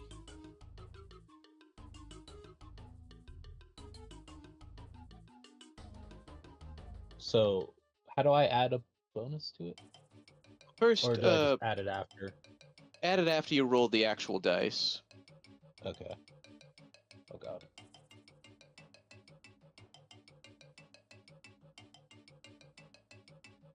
All right, so 5. So What's your bonus? 12. Okay, It's, so yeah, that plus reduces 7. it. All right, so cool. Okay. Then the redirect just does damage back at the person, right? Yeah. Okay, so he does. Oh so well, you do, the creature must succeed on a DC 10 Dex save. all right, 1 second then. It did not. So yeah, it takes the full 15. Then. All right. Okay, so that's your reaction. Yeah, that ends his turn. So it's now your turn. All right. I'm just gonna attack him normal. 18. That's a hit. That's 9 damage. 15. That's a miss. And an 11. That's a miss. All right. Okay, he's gonna attack you 3 times again too. Does the 22 hit? Yeah. That's another 7. Does the 16 hit? Yes. That's another 7. Does a 21 hit? Yes. That's another 7. I'm gonna deflect that one though, Okay. or at least try to. So, Yeah. Go ahead, roll your d10 and then add your modifier. Alright, that's definitely gonna undo it, so now I'll do another dex save. And he failed that too, so go ahead and roll the damage. 14.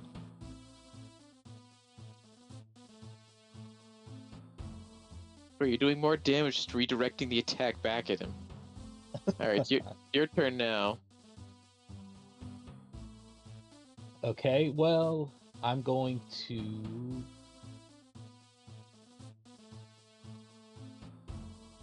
Oh no, I had to do that at the beginning.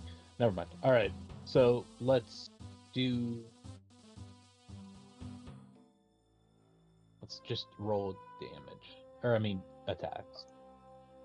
17. That's a hit. That's 5 damage. 12. Nope. A 24. Yes. That's 7 damage. Alright. So now it's his turn. Here comes 3 more attacks at you. Alright, 13 doesn't hit. Nope. Does a 16 hit? I think that was a yes. Yeah. So that's another 7 damage. And a 9 does not hit. No. Alright, that's his turn then. It's your turn now. Alright.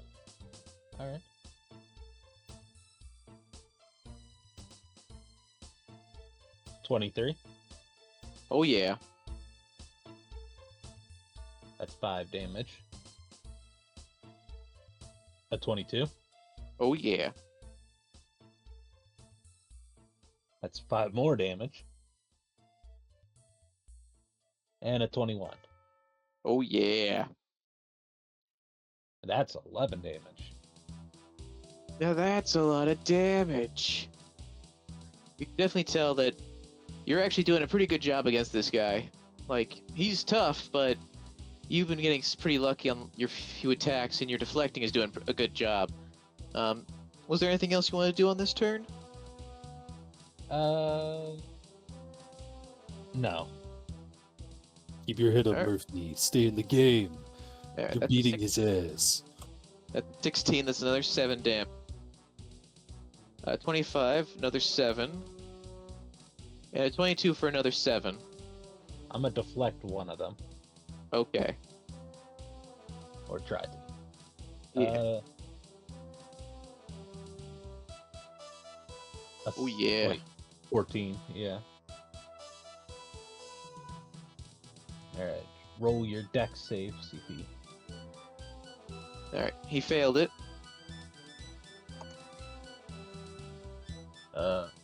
Only 6. Alright, it's your turn now. Okay, 1 second.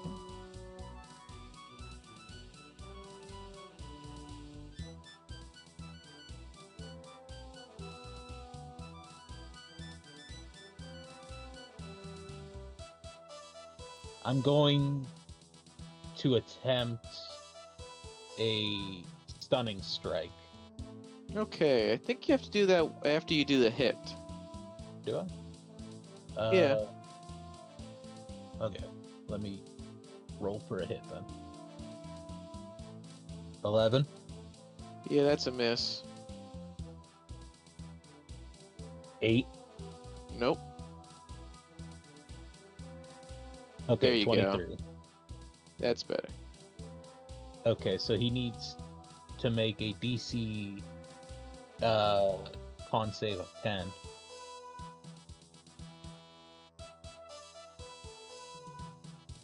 He got a natural 20. So you try to stun him, you go for the gut punch, and you feel you hit his rock hard abs. He is freaking strong. Anyway, else, yeah, okay, and then you did 4 damage on them. Okay, if I don't hit the stunning strike, does that use one of my focus points or no? Yeah, I think it does. Okay. Only got 1 more left. Yeah, you're chewing through him real fast. Most I've ever used them in a fight. You're finally fighting an opponent worthy of battle. So, Mhm. is that the end of your turn? Yeah. Alright, that's an 11. 24. That's gonna definitely hit, so that's 7 more damage. And a 16 for 7 more damage. Okay. It's your turn again then. Alright, Murphy's on the edge here.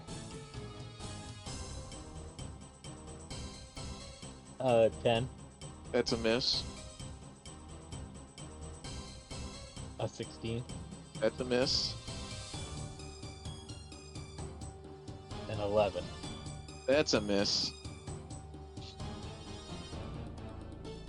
This might be it for me. It's your turn. Alright. Here he comes. That's a 24 for 7. I'm gonna have to try to deflect that. Alright, go ahead.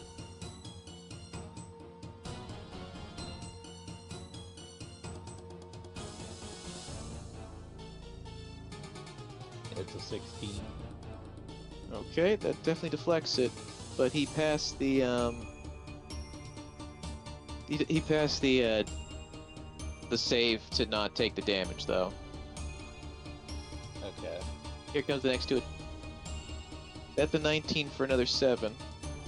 Yeah, I'm down.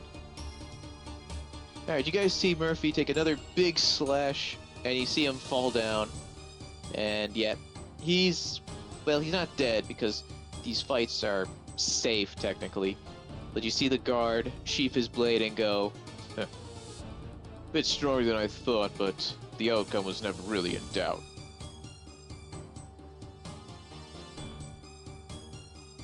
Brock looks at the fight and she starts cheering, obviously for the winner, as she gets up and walks to Murphy, if she's able to, or at least close enough to go, "Me told you so!" Yep, thankfully the I'm fight's out. over. Yeah, Murphy cannot hear you. He's just fucking out cold right now. How much health did he have left? 33. Dang. I was Yeah, getting there. Yeah, you were very close. Are we able to hop into the arena at all? I with the mean, you're fight being allowed to- concluded? Yeah, you guys can enter the arena now that the fight's done. Luke would go to collect Murphy. Yeah, you pick him up. He weighs like nothing. I Oh. have 5 kegs of alcohol on me. I was gonna You say, left bro's the got equips. Yes, but Murphy himself is quite light, but he obviously, to avoid the kegs getting destroyed, he left them outside the arena. So, That is fair and acceptable logic. Yep. I can't argue with that. who would endanger those delicious kegs? I'd never. Brock would go and pick up Murphy, putting him over her shoulder, going... Luke already has him picked up. Oh, okay, sorry, I missed that then. I was trying to figure out something with the stream. No, Then, no, it's my well, Murphy. Hobrock then looks, sorry, yeah, Hobrock then picks up Luke! Like, 3-way pickup. Now, so she sees Luke pick him up, she goes, maybe we should have bet on fight. The money would have been good.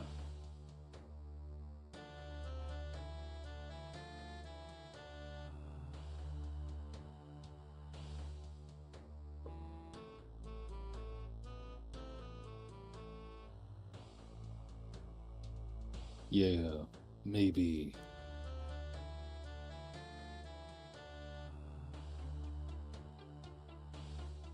Anyway, Rudovik redeemed. Water. I'm calling you out. Yes. Anyway, I assume you guys, with Murphy out cold, are probably gonna just go to the inn and rest up then.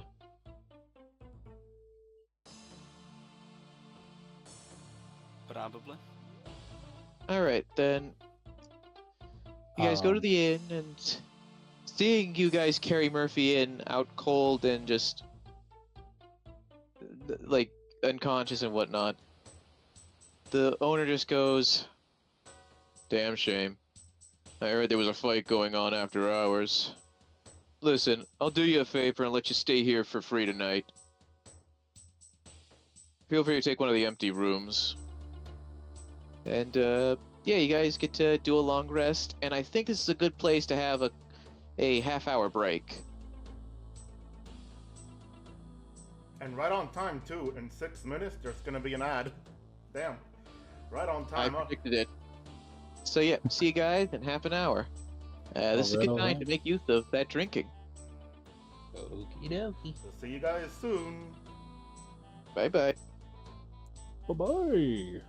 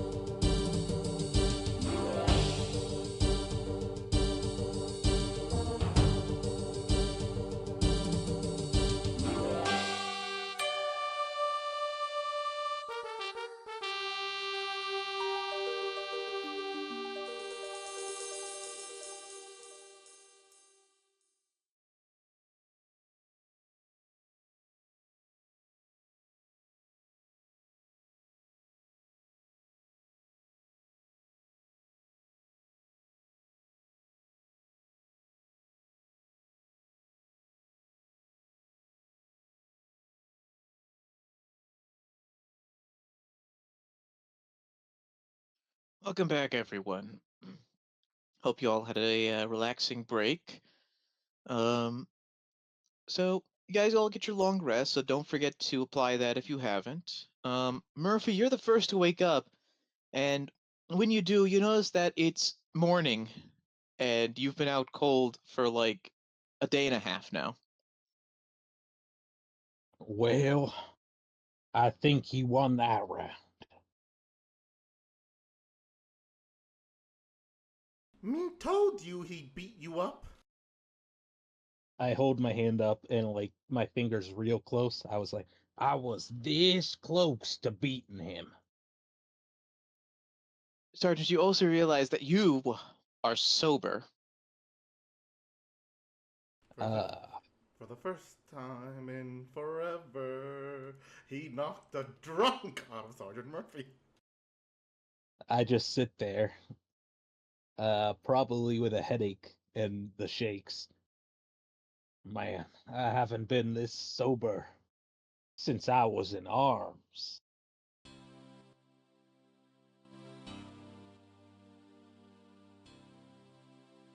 Huh, he punched you sober. What is sober?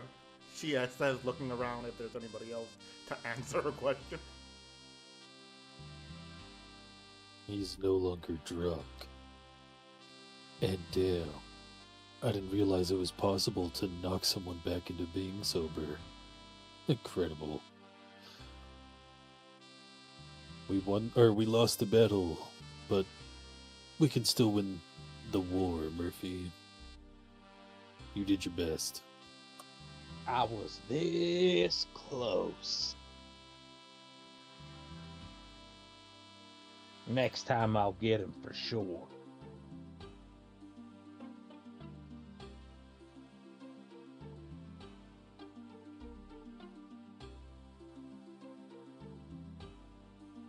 So what we do now? Do we head over or do we get armor like you want? Well, he said that we don't need that armor. So, I mean, if he was lying to us, I'll just come back and beat him up later. I say we just head to the tower.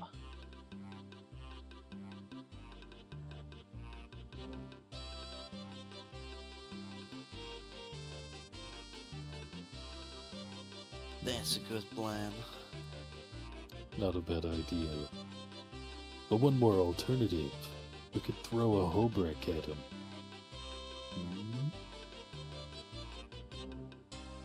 Yeah, if he lied to us about the lizard man, Albrecht, you get dibs on him in the next battle.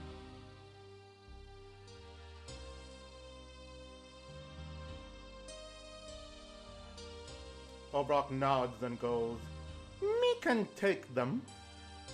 Me can take them longer than you, she says to Murphy, and before she goes, but we do this another time. We need go to tower. Yep. If I see hide or hair of lizard man, though, I'm coming back. We're coming back for him. But let's get moving.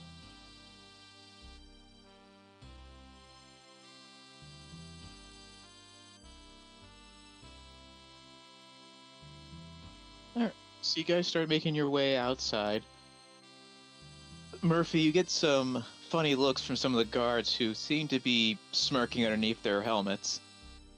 And you exit to the southern gate, and it doesn't take you too long to eventually reach the tower. As far as you can tell, it looks abandoned.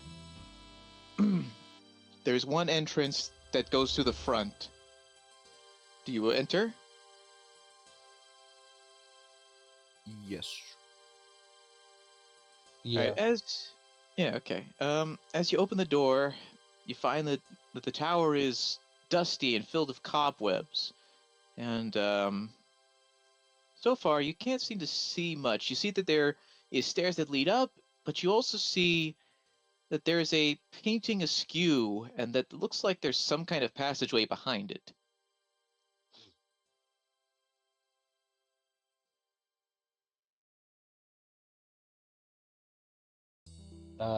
Can I go mess with it? Sure, how do you want to mess with it exactly? Just like wiggle it around, see if it comes off. Yep, the painting comes off with ease and you find a secret passageway that leads down. What is the painting of?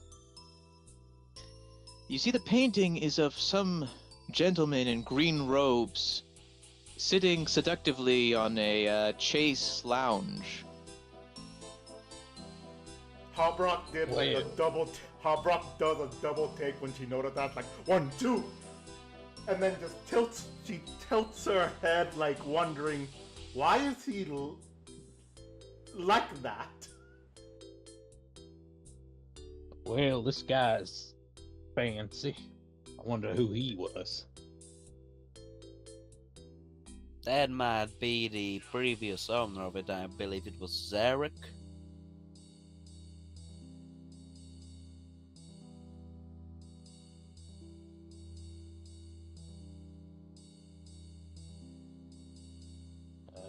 Well, I throw the painting down. I guess we should head through this little thingamabob.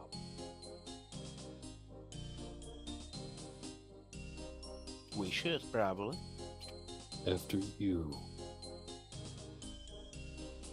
Alright, as you guys enter the passageway,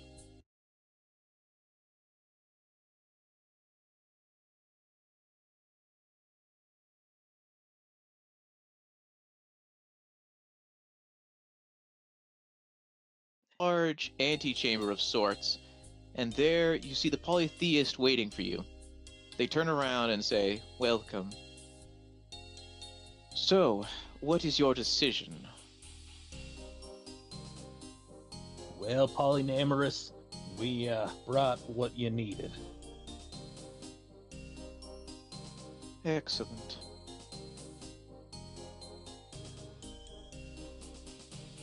May I have it? Nat, what can you tell us about Atlas first?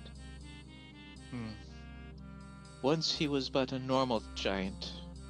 I don't know too much else other than one day he gained a rather powerful fire within him from just raw chaotic energy. Somehow that changed him, made him dangerous. He was eventually stopped by some Ceredominist hero and sealed in the sky. And you think we can beat him? I believe in time, yes. You might need to go on some rather daunting adventures to get stronger, but I do believe you have the potential to do it.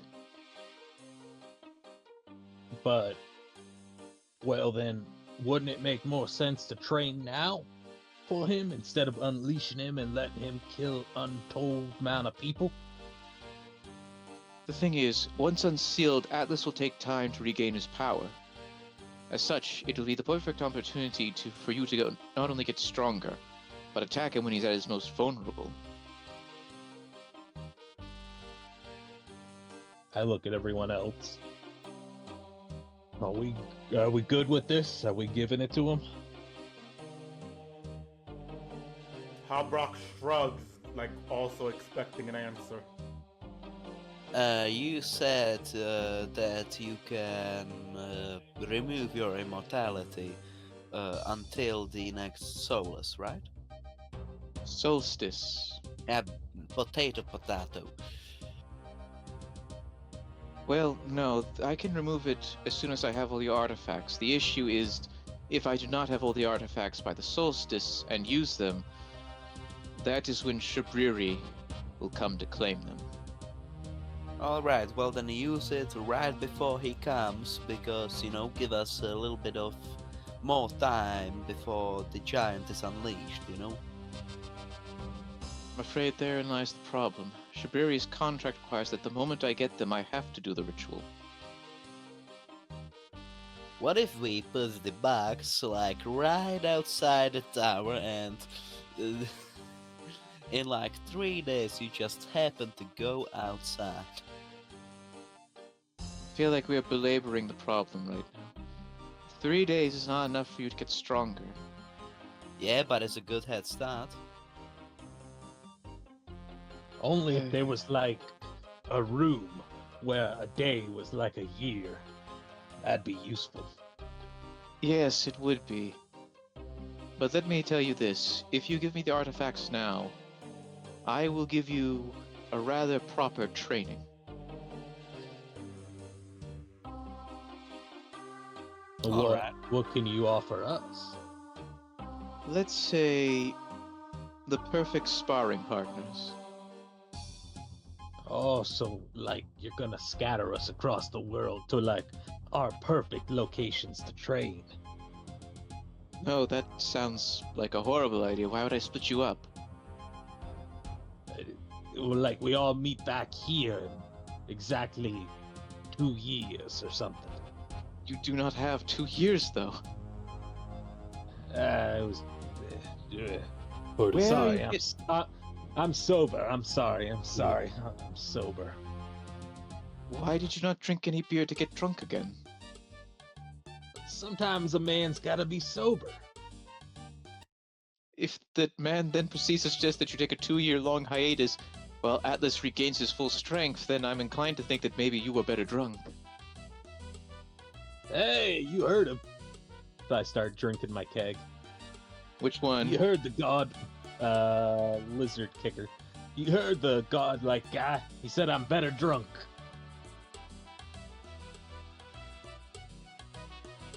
Point is, I will give you a battle, and should you succeed, you will find yourselves significantly stronger. Hobrock goes, okay, we in. Oh. She just heard stronger and she's in. Congratulations, everyone. Now, I will take the artifacts then.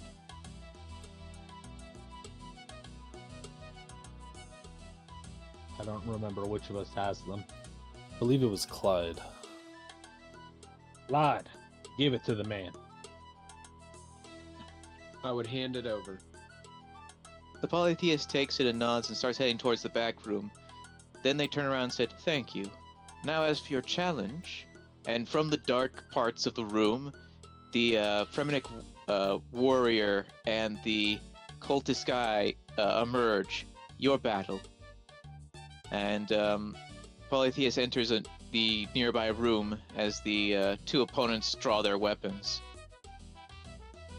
So please come on over to Roll20 and start rolling initiative.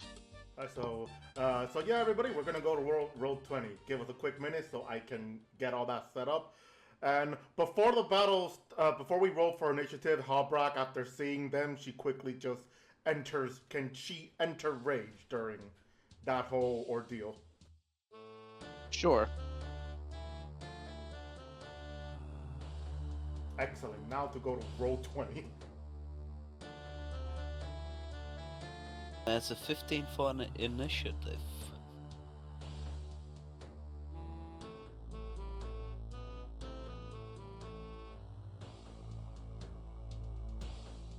$15 for initiative. Alright, so how do we settle this, Luke? What? You got We 15? both have the same number. I mean, I'd argue that Frank should go first because he has the higher dex. Yeah, you have a +6 in your score. Oh, okay.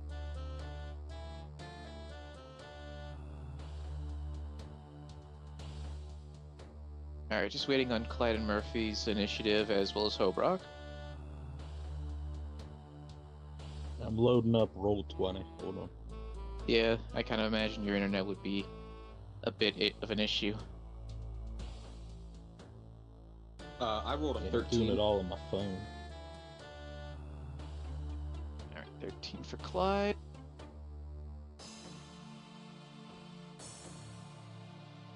Wait, I forget. Do we roll it in D&D Beyond or in 20? We roll it in D&D Beyond usually. Okay. Rank is a clock. Yeah, so give me a minute and a quick fair warning for the people at home. I've just got a thunderstorm warning, and it does look like it's raining, so My internet is not gonna be that slow, but it does look like my browser is gonna be a little bit weird. So I'm trying my best to hurry up. Give me one quick minute. Cool, I got a nat 1 plus 1. Congratulations, you're now second to last. This is what I get for being sober. Yeah, skill issue.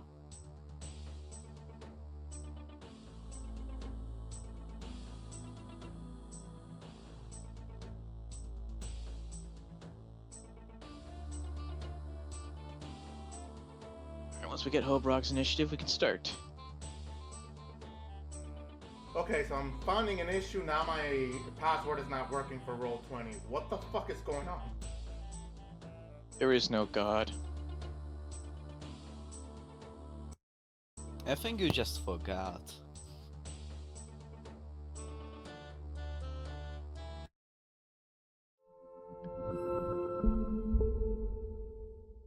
Oh yeah, my internet is really acting up. Ah, fuck me. Ah. Got to have one storm warning. It closed everything. Oh no.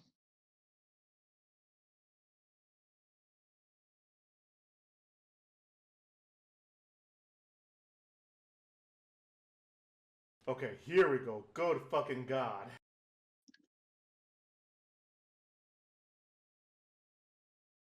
Yeah, I'm so sorry, people at home. We're still here, I promise. What happened? I wasn't listening.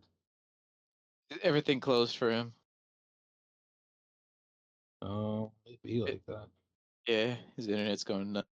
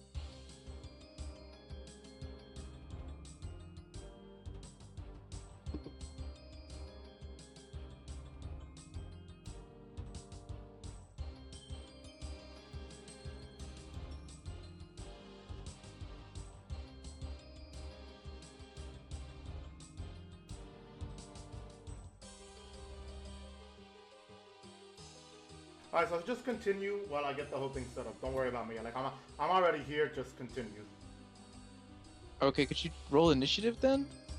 Oh yeah, that's right. I did, but my dice got I moved my dice back when I was trying to fix everything. Alright, so it was I got a +2. And that is 18.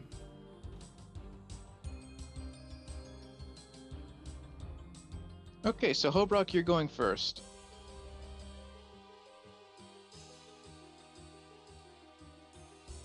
Alright, give me one quick.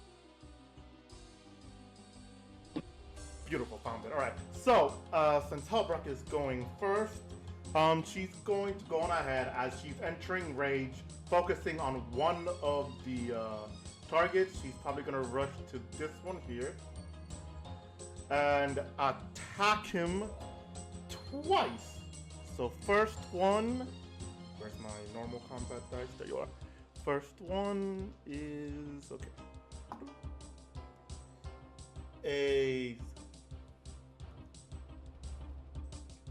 a 13. That's a miss.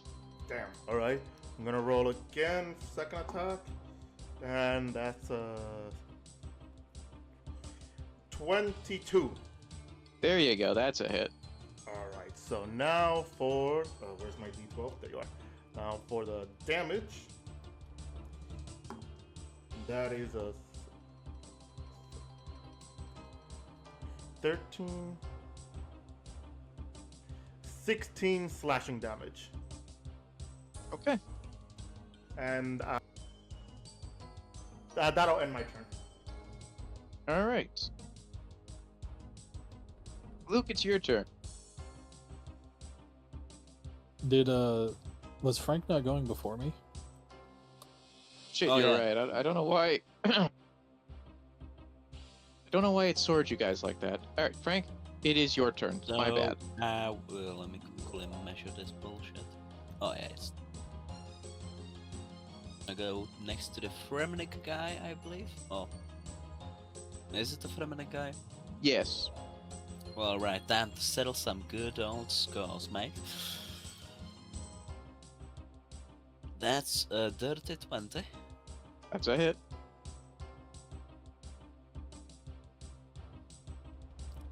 And that's 17, and for my second attack, that's a net 1.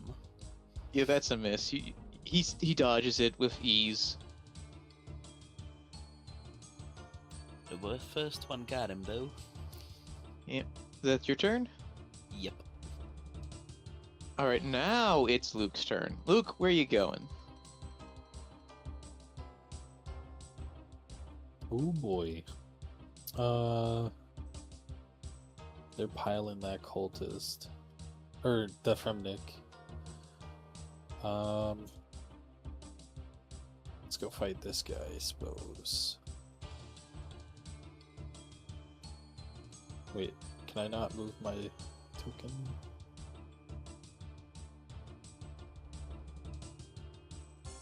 I think it is because you're using another account again. Oh goddamn! Okay, Oh. give me 1 sec. Still using the same metal S now.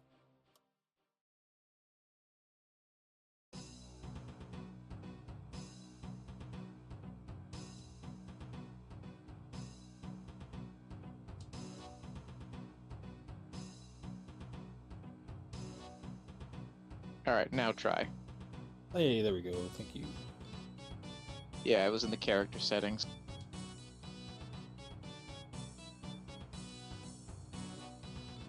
So we'll go there, and with the halberd, he'll. You're allowing the extra attack double cast, yeah? Oh yeah, booming blade. Yes, we're doing that up front twice. All right, bring it. And I will do the thing.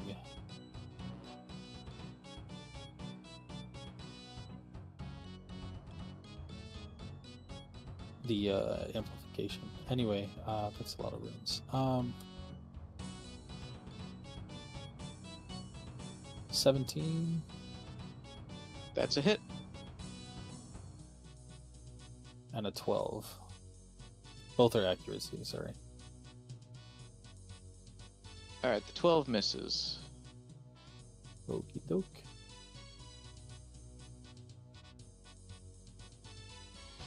Let's see if I can't roll that again. Okay, I got the same thing twice, so we'll keep the 12, and then...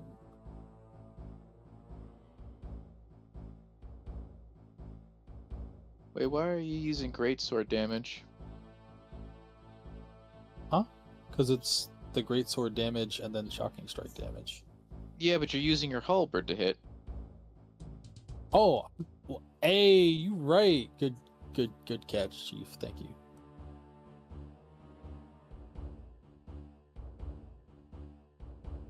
Okay, so we'll keep the 8.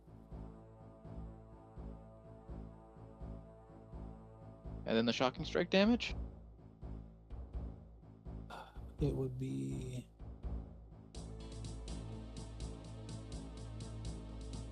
Yeah, 2d8.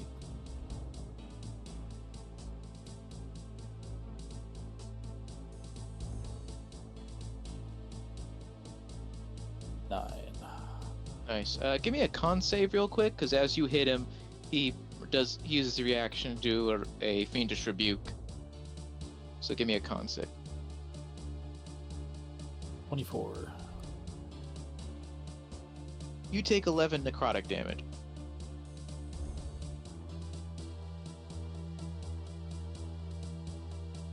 Oof. Alright. Okay. And I take it that's it? Yeah. Alright, then it's Clyde's turn. I'm gonna go to attack. Alright. Go ahead and roll your hit chance.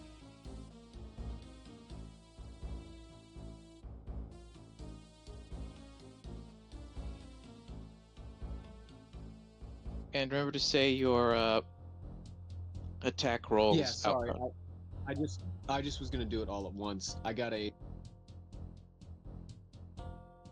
17, 27, and 22. All three hit. Nice.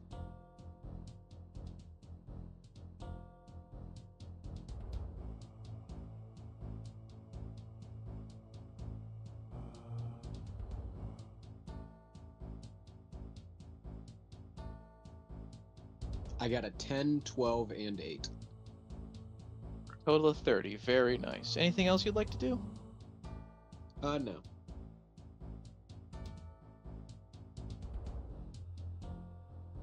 Alright, now's the cultist's turn, and now he wishes to get some payback on you, Clyde. He's going to attack you. First, he's gonna move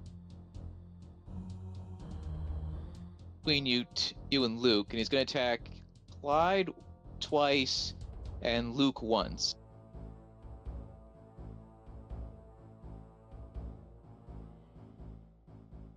Clyde does a 24 and a 23 hit. Yeah, they both hit. Alright, so you're gonna take 6 slashing damage and 14 fire damage for both of those for a total of 20 each.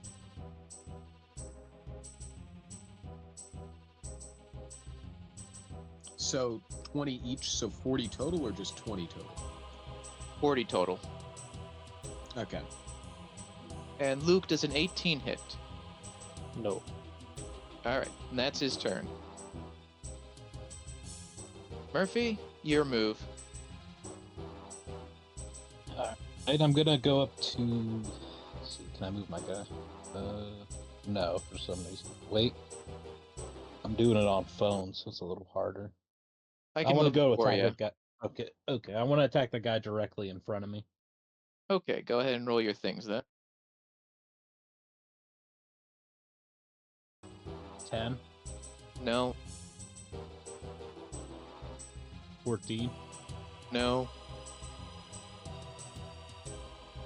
12. no. Being sober's not helping. It is not. Alright, That's all I got. okay. Now the Fremennik's turn. He's going to use his bonus action to heal himself 12 HP.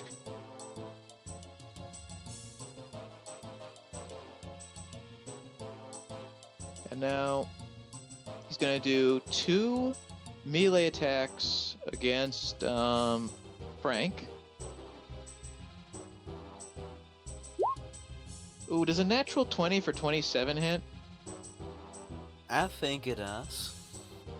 Alright, so you're going to take double damage, so you take 20 bludgeoning damage and 20 radiant damage. Ooh, I would say that's a reaction. Whatchamacallit? Uncanny dodge. Uncanny dodge, yeah. So then you only So- take 20 damage, 10 from bludgeoning, 10 from radiant. That hurt. Does a 13 hit? Me? Yes. No. Okay, and then he's gonna point at Hobrock and send out holy flames at you, so give me a wisdom save. Wisdom save? Wisdom save. Oh boy. Let me look that up real quick. Because now my fucking thing is acting up again and it just turned white. Wisdom should be like a plus, a -1. Okay, there it is. Oh boy. That's gonna be horrible. Alright, so let me roll that real quick. This is where's my skill dice. Oh! Oh! Lucky roll! Okay, -1, that's a 18. Okay, you pass, and you only take 6 radiant damage. And it's now your turn again, Hobrock.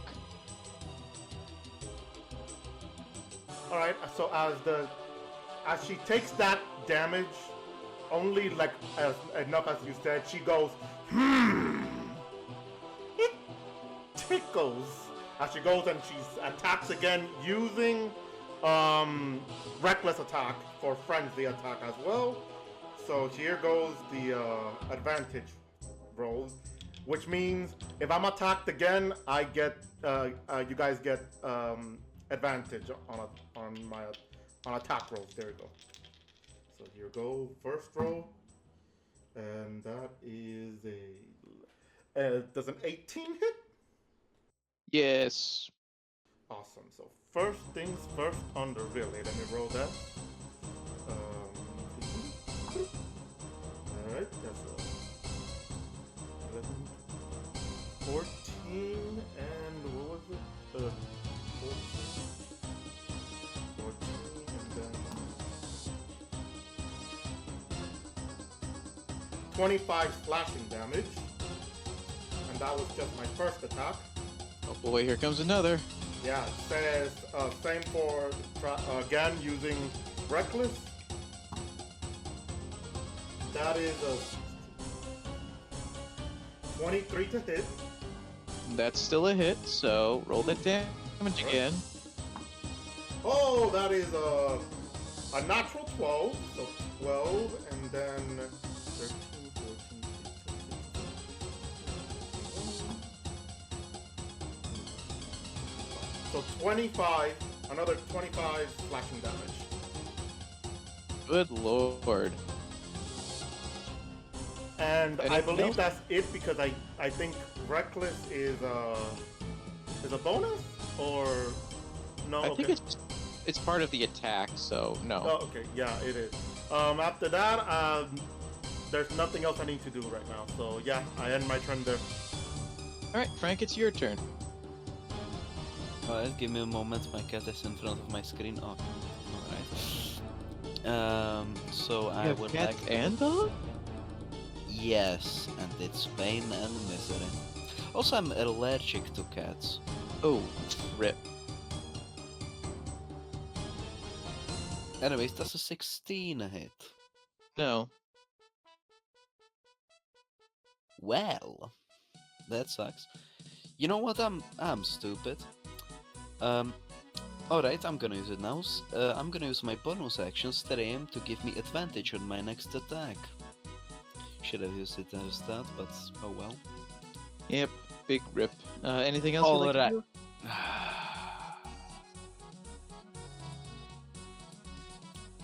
Well, I tried to use my another attack, but that failed too. Wow.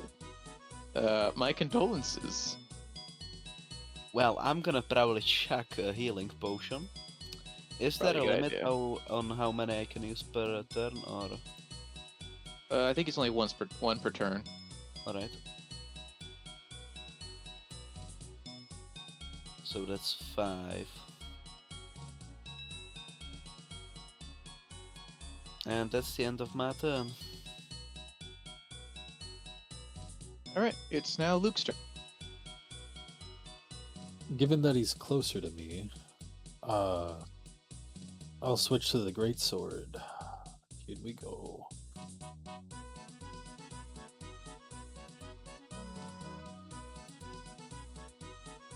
I'm assuming a 10 doesn't hit, Nope. but a 24 does. Oh yeah.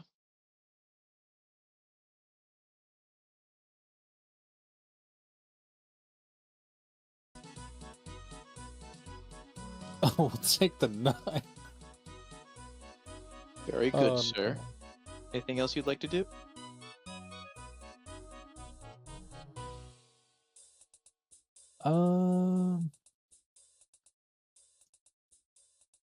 I think I'll bonus action, second wind. Very good, sir.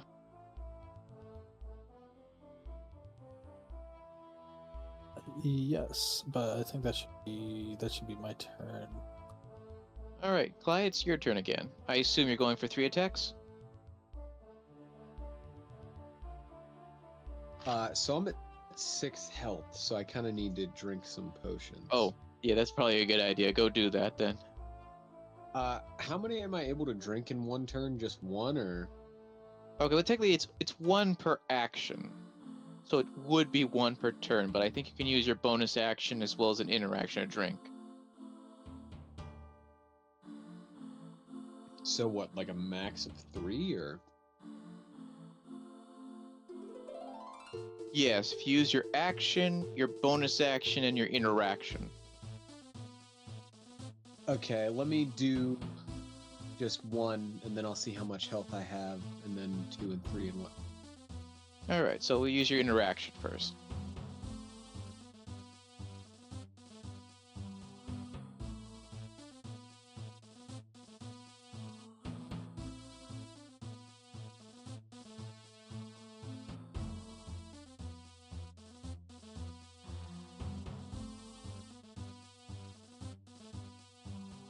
By the way, is the best way to roll it on D&D Beyond just doing 4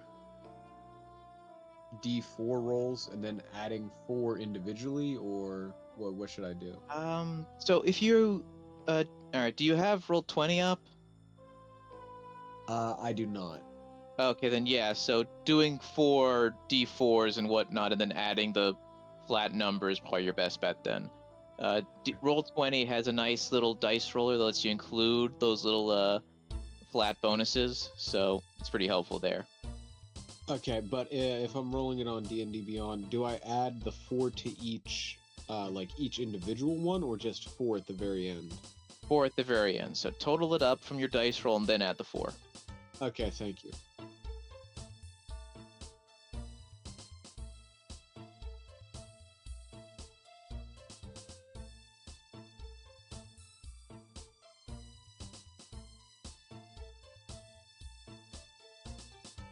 I healed myself for 16. Very good.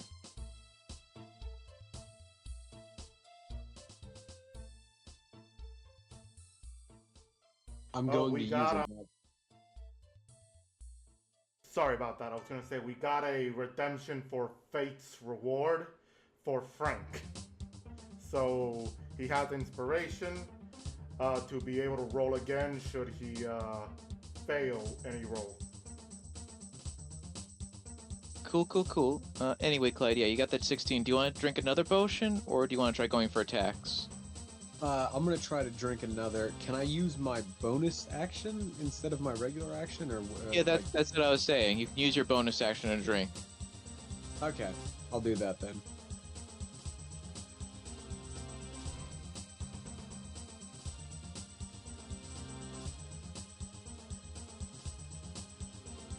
Ooh, another 16.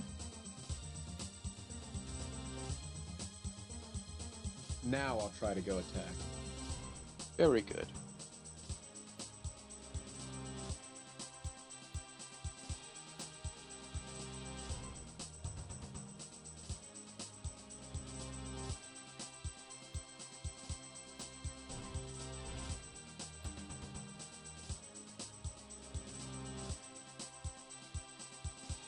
Does a 13 or dirty 20 hit?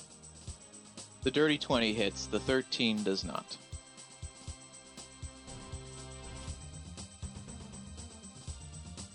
Okay, 12 damage. Alright, cool. It is now the cultist's turn, and he is going to attack Luke twice and Murphy once.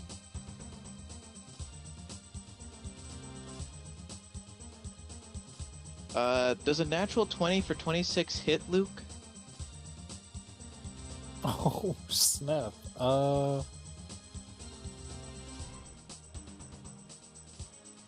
For sure. Okay, you are going to take a total of 40 damage, 12 slashing damage, and 28 fire damage. God damn.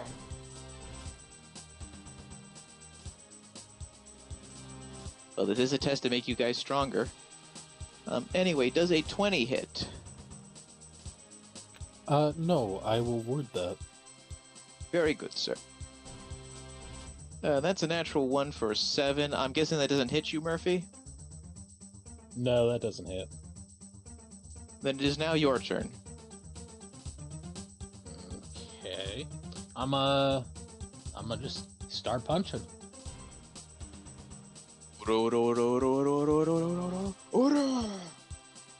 13. Nope.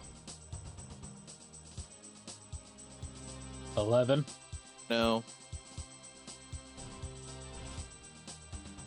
22. Yes. Our plan 7 about it damage. if he missed most of his punches.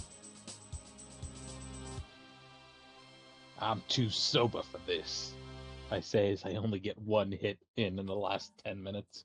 Alright, well, while you're doing that, give me a con save real quick.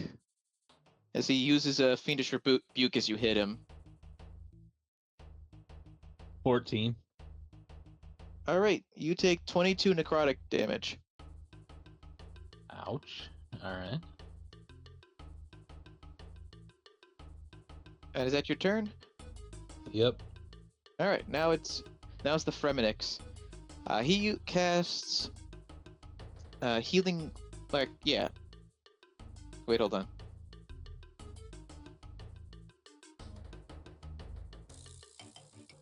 Casts healing light on the cultist, and then he's going to cast banishment on Hobrock. Hobrock, give me a charisma save. Sorry, you said charisma? Yes. Alright, yeah, because you kind of cut off on me. Weather is really being either friendly or stupid at the same time. So charisma. There you are. I am the storm And that is approaching. I rolled a 16, and it's a flat 16. Nothing else. Congratulations, you managed to avoid being banished to the Shadow Realm. Oh, that would have been a fun trip. Yes, so congratulations. Anyway, it is now your turn. Harbrock just looks at him as he tries to do that, confused at first, and she goes, first time failing? No worries. Me help you with that. And she goes on ahead and attacks him again using Reckless. And let's go gambling. Natural 20 for 27. Good lord! Oh, this is gonna be huge. I'm gonna roll all 4 of these. Actually, no, it's only 2. Let's calm down. All right, the other one is 4. All right, let's go. And that is 11, 18, 27. Now for the recipe. 27, 28, 29, 30.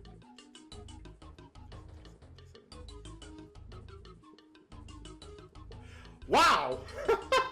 That's a new critical 44 slashing damage. Oh god. So now for the second Reckless. And that is, what was it? 18 and... It's 18, 19, 20, 21, 25. 18, 20. Oh, wait, I didn't... Wait. I'm an idiot. Did I forget? No, okay, I got it. No, I got it. I was calculating everything, but I thought I didn't calculate rage, but I did. So that's 18, 19, 20, 21, 22, 23, 24, 25. 25 to hit. That's a hit. Alright, so now for normal. Okay, that is a 7. 7, 8, 9, 10, 11, 12, 13, and then, where's my... There you go. 17 total. 17 slashing damage. As you bring the axe down, you see him fall to the ground dead. His last words are, "Find peace, master." And he is dead. Harbach looks at him and then just gives a deep sigh and just goes, "This was not as fun as we expected." And she just probably then tries to go around to help the others fight the other cultists.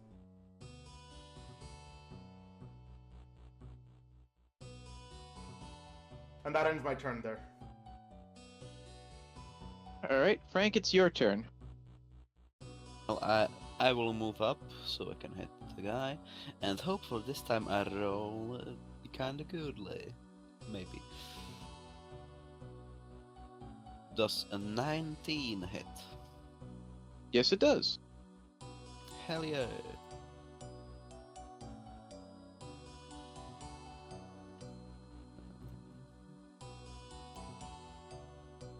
That's 20, and for the second attack, 16 to hit. That's a hit. And that's 10, so 30 in total. Very good. Luke, it's your turn.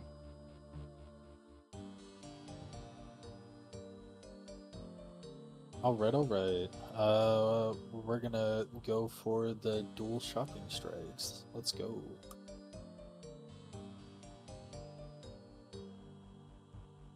$24, That's a hit. 19.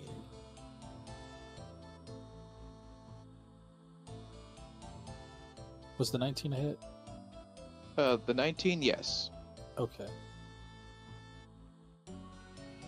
Alright, we'll take the 9 on that first one, and then...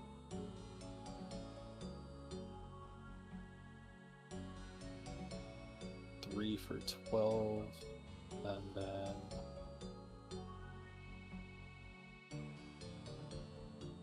Wait, actually, I think I can only do that once. Yeah, only once, so I have to take that 9, sorry. Before the 10.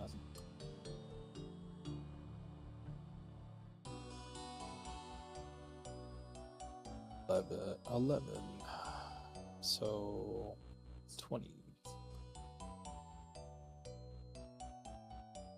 So, okay, hold on. Yeah, 21. Wait, sorry. So for that 9, it would actually be a 10 because any 1 or 2 is a 3. Okay, so it's 10 plus 10 plus 11. And then that 9 from before, sorry, that 1 would also be a 3, so it would have been 11. So 11 plus 3, 14, and then 10 and 11, so 21. So 21 in total. Huh? Oh, no, not in total, sorry. 21 for the second attack, and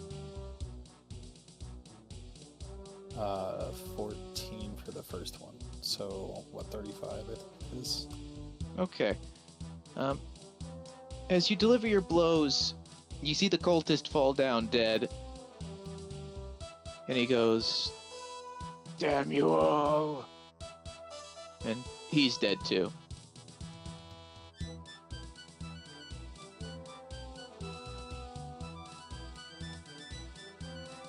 And so the fight's over. That wasn't too Hardrock hard. looks down and she goes, "Is me only one slightly disappointed?" Well, they hit pretty hard, but I think the guard that ran the town was a little bit tougher than me. I mean, to be fair, it's 5v2 and that was 1v1. That's Hardrock could true. have taken it. Hardrock Voice could in have my taken it. head. That sober voice, right? Yeah. Sober voice in your Everyone head. hears a sober voice. As you say that, though, you all then feel this rumbling around you, and then the door that the polytheist went into bursts open with light, and then it fades away. Oh, so you guys can exit Roll20 now. Okie doke. Should we enter that area with the polyamorous? Luke, while he's asking that question, would check their bodies. Alright, as Yeah. you are checking the bodies, you find a interesting looking long sword on the cultist. It and the hilt of the scabbard the long sword is in resembles the short sword you got when you beat the pickaxe guy. Oh, interesting.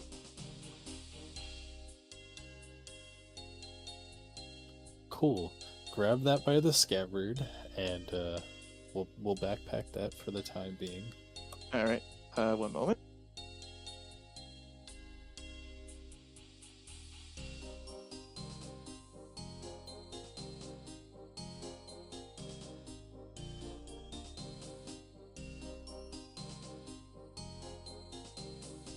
As you search the Fremenic, though, you find a sack that has 3,000 gold pieces in it.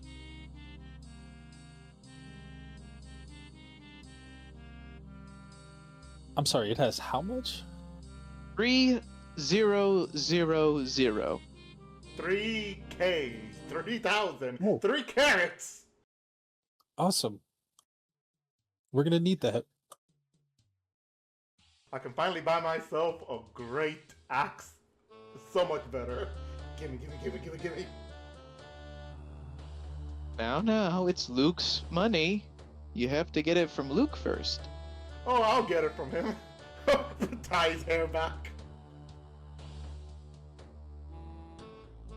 Anyway, are you guys gonna go investigate the room the polytheist is in? I guess Murphy Hobrock is- would, Hobrock would look on the 2 cultists and see if there's anything worth taking as a trophy. From the Zamarakian cultist, you find a symbol of Zamorak that is made of gold and has a ruby in the center. She takes that and just pockets it. And on the Fremenic, you find a troll's head, specifically a snow troll or ice troll's head. Hobrock looks at it and just, like, she picks it up, she looks at it. She's impressed that he had the troll's head, but she doesn't steal trophies from other people, so she just drops it down. Alright, but then you notice that his maul is still there, and it looks to be it's a +1 maul. She grabs them all and she looks at it and she goes, maybe me sell this for something. Or you could use it. Whatever, it's your trophy. Anyway.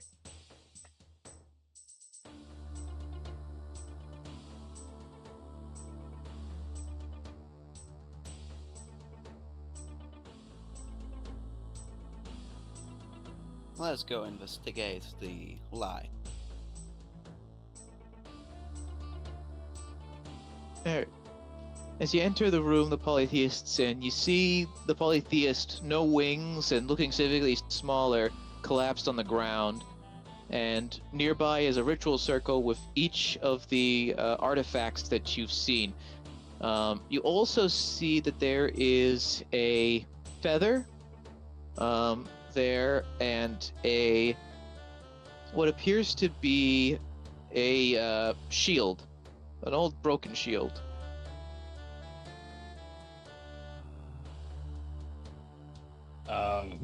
Are you dead? I asked the guy. The polytheist looks up weakly and says, "Almost. My time is coming to an end, Sergeant Murphy." Habrox walks up to him and like she kneels down next to him and she goes, "Me can make it quick if you in pain." There is no pain, just my life leaving. It's cold.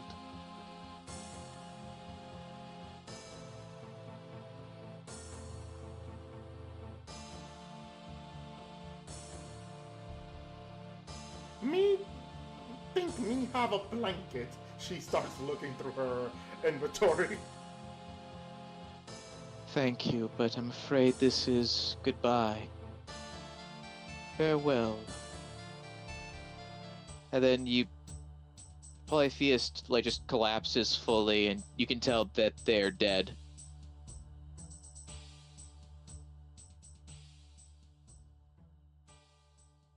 Can I search his body? Damn. Yeah. As you search the body, you accidentally pull back the hood, and you see that the polytheist was actually Iris, the priest that helped you back on the voyage to Prifdinus. Hey, also... it's that late. Sorry, go ahead.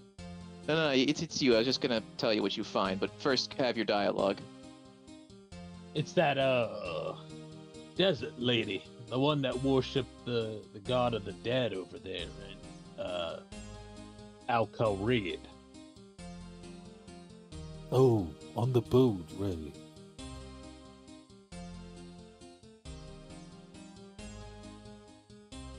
What do I find? So you find a symbol of Icflarin, and you also want that. find... I forget, you already bought some bracers of defense, right? No, I have an amulet of defense, not bracers. Okay, so you find some bracers of defense. Snagging those.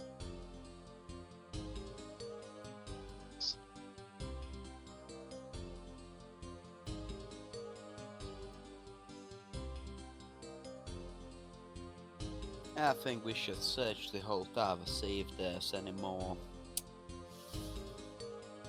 Good idea. Meet down here. She goes and she starts looking around the room to see if there's anything also that she could take and either claim as trophy or probably just see if she could use for like an everyday utensil.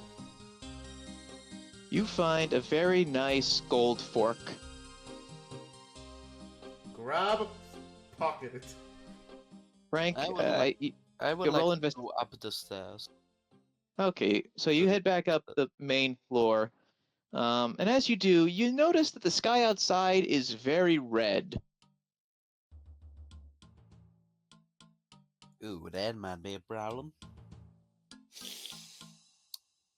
Anyways, I'm gonna ignore that for now.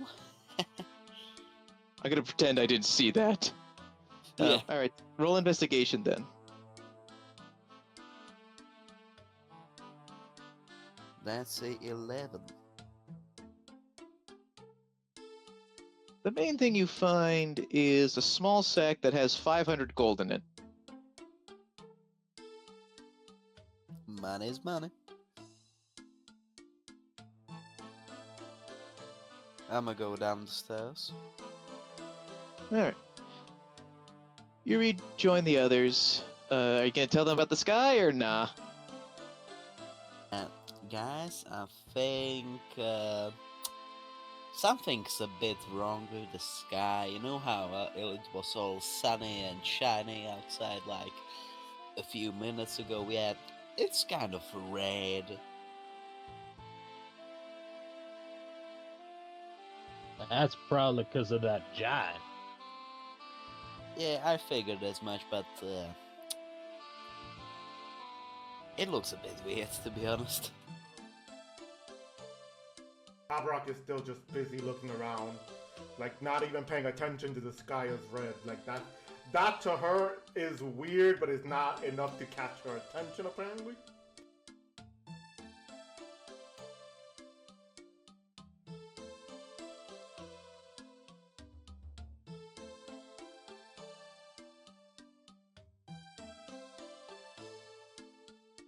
Am I here, or did my weather finally Yeah, disconnect I heard. me? We heard you. Yeah, I was just Weird, waiting dude. I was waiting for someone else to respond.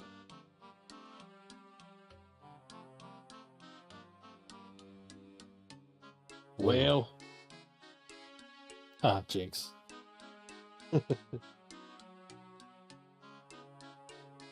we should probably go to Sir Iffy, I suppose. Maybe he can have us train with the White Knights. We can still go into the arena to get the ammo you wanted. That is true. That also probably would be decent training.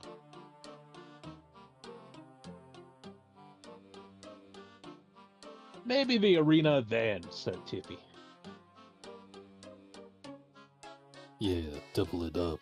Better than hoping that we're just enough. Yeah, if we can beat the arenas and have White Knight training, maybe we stand a chance against this thing.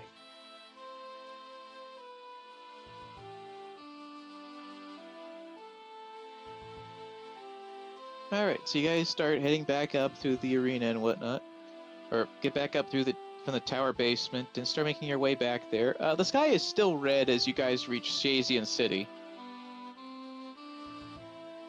Probably gonna be red forever now, till that thing's dead.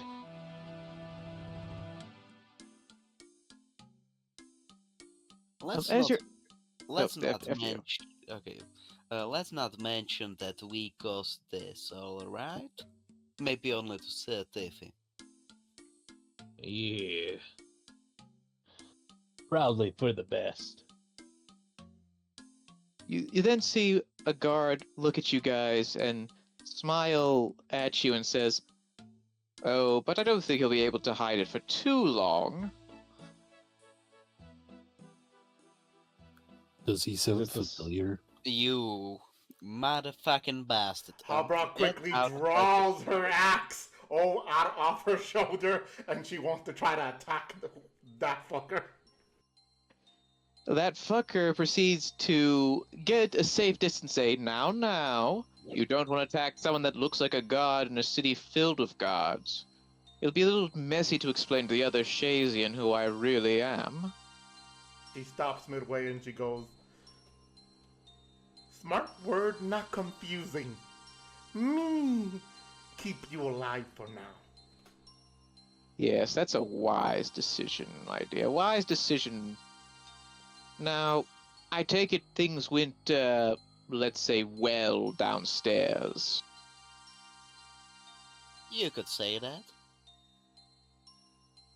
I take it the other two are dead? Yep. Ah, finally. Now I don't have to worry about them getting on my case. Well, good to know that this was a interesting experience. So, what do you plan to do now?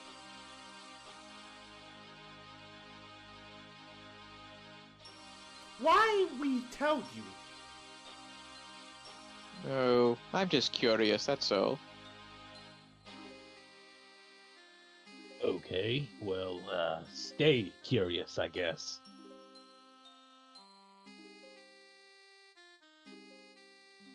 Well, that's just a little rude, but okay.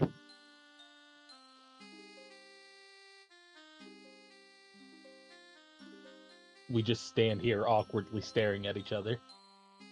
You can go on your way now. I could. But I guess I was curious. Did the polytheist tell you to fight Atlas? Maybe. Why? Oh, I just gotta tell you that you're doomed. Joke's on you. We're gonna double train. Oh, are you now? Yeah. But we're not gonna tell you how. Well, let's see. You came back here instead of going straight to Falador, so I'm inclined to think that you might be planning something here. That'd be interesting. You know, resting up after a fight in the inn is probably a good idea, you know? True, true.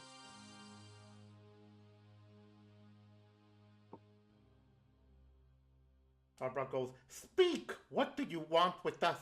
We busy." Fine, no more games. I'd like to suggest that you don't fight Atlas. Just go upon your merry way. Just go home, pretend nothing happened.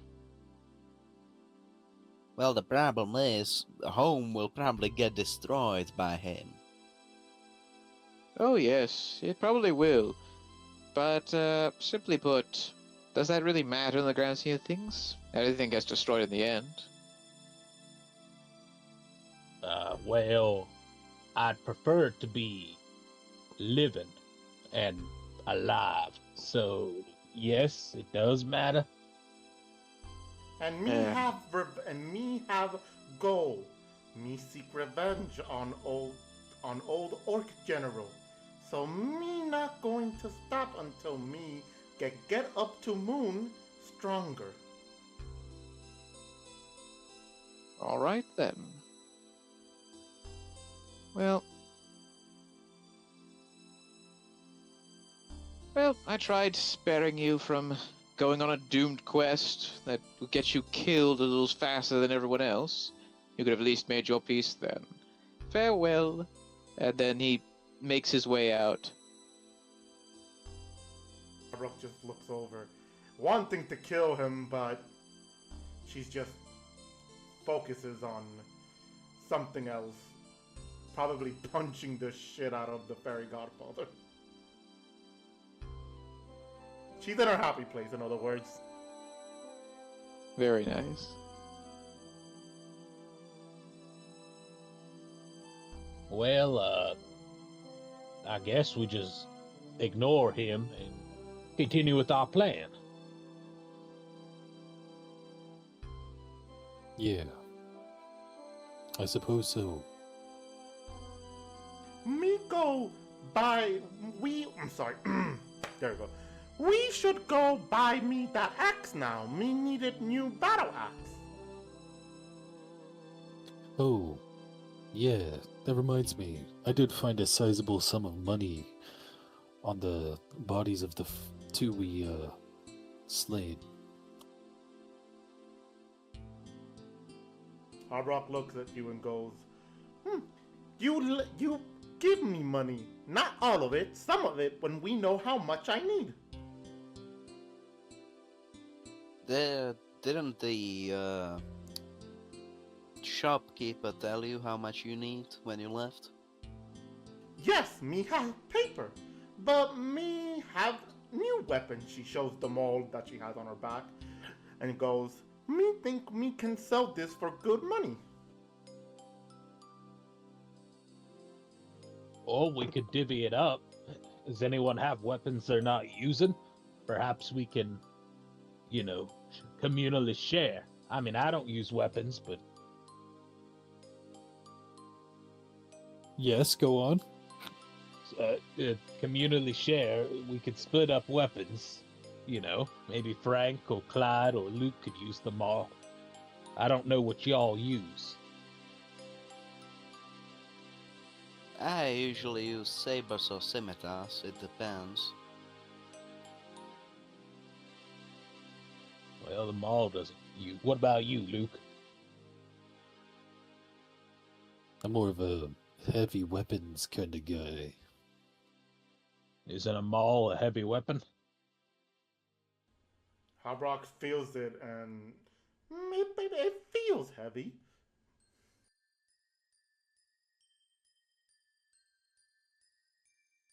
Might be better for you, Luke. Perhaps.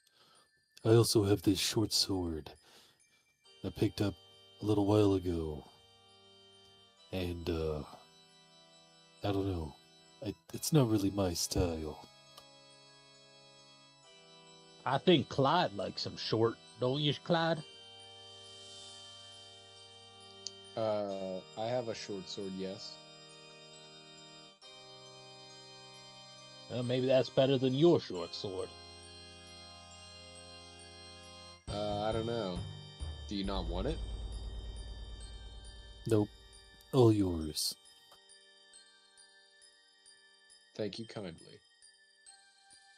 He would, grab it out of his bag, by the scabbard and toss it over to you.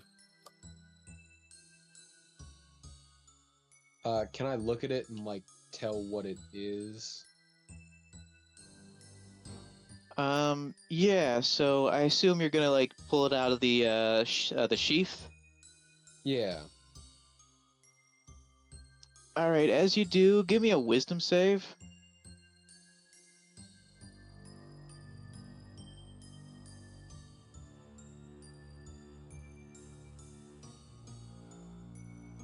Zero.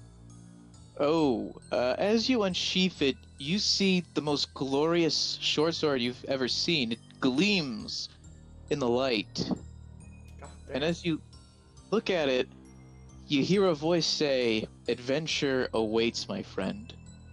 Wield me with great vigor, and together your enemies will fall, and the day will be saved."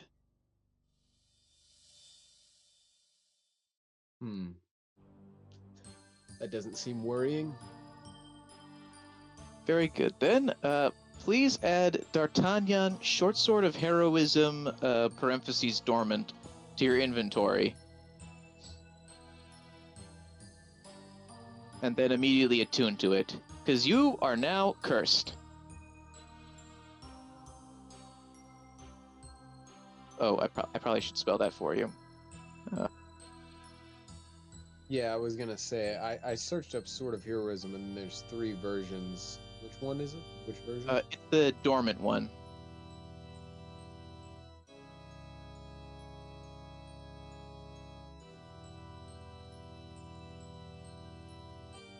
Yeah, it should be like a +1 weapon.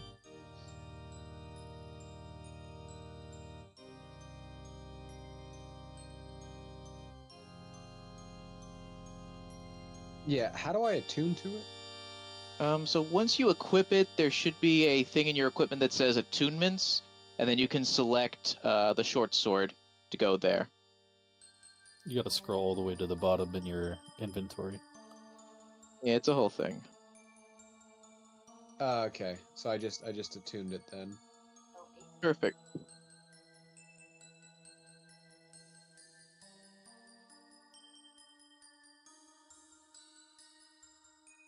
All right. Anyway, I guess you guys are probably gonna now head to the inn and rest.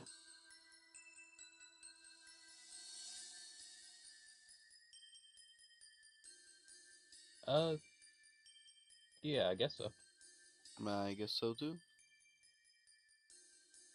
We'll go to the store tomorrow. Oh right, I thought we were gonna go. Forgot we were gonna go there first. So yeah. Unless Luke has any more weapons he wants to give away, you guys want to go take care of getting that new great axe for Hobrock?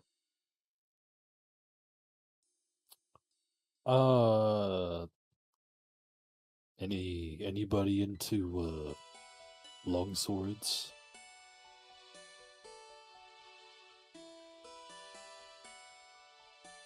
A longsword's basically a rapier, isn't it, Frank? Or saber? I forget what you said you use. I currently have a scimitar. Is that actually the same thing, or? I guess, yeah, I can, yeah, since I'm a fighter, I can pretty much, use, like, any of those weapons? Yeah, you can. I think the key difference between a rapier scimitar is that longswords don't have the finesse trait, so it would rely on your strength rather than your dexterity. They also have versatile. It just means you can hold it in two hands to use a bigger dice. Exactly. Okay. I can dual wield with that though, right? If I wanted to. Yeah, if you keep that in your main hand, you should be able to dual wield. Okay. And I'm assuming this is like better than whatever rank scimitar I have. Alright, so minor spoilers, it's a +1. What does your scimitar do? For the hit die or the attack for damage? I guess what bonus it gives you to your chance to hit.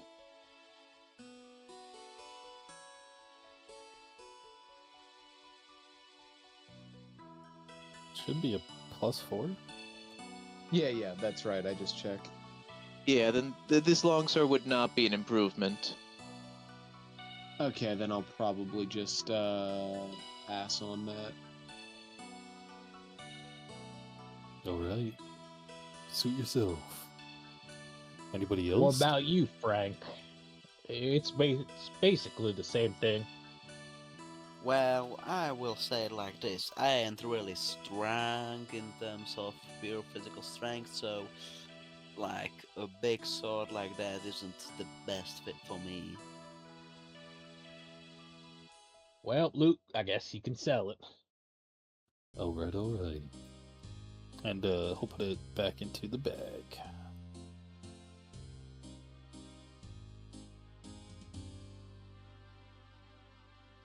Alright, so you guys hit the weapon shop, and the shopkeeper is there.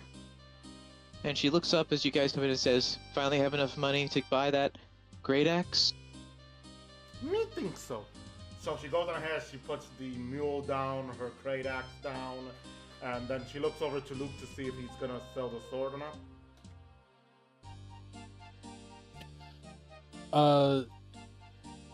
Yeah, no, Luke wouldn't put the sword on the table. He would just hold on to it for the time being. Habra goes, "So, me found this." She goes with the mole, she points at the mole and goes, "Me hope this gives more gold coins to me to buy that great axe." Alright, looking at this is some pretty quality stuff. I'd say this gives you... yeah, this will give you 500 gold. And she opens up the paper. How much was the paper? How much did he write down was again? She wrote down, I think it was like 12,000. And she goes, "And how much me owe then?" 700 gold. She looks over to Luke. And then Luke would look at Frank. Well, eh? Might want to talk to her, Frank, you know? Oh yeah. I take out my glasses, put them on. Hello there, miss. How about you give us a little bit of a sale on these items? Roll persuasion.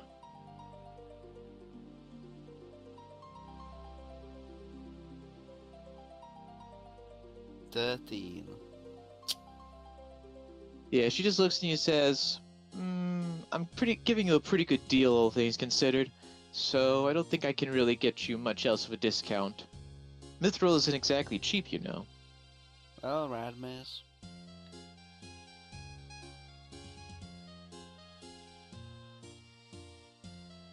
She looks back to Luke. No worries. Luke would put up the 700. Alright, congratulations, Hobrock. After selling your old axe and the mall, you now get a Mithril Great Axe. And now she holds that great axe with pleasure. And she puts it behind her back. And she, before she does, she had like a great examination on it first before going, me take good care of it. No more dry blood. Yeah, I'd hope you take care of it. You know, if you leave blood on metal, it rusts, right? What is rust? It's when metal oxidizes. But also, iron is also, or rust is also in blood when it dries. It's not good for weapons, so make sure to clean your weapons after every battle. She nods and just puts it over her shoulder.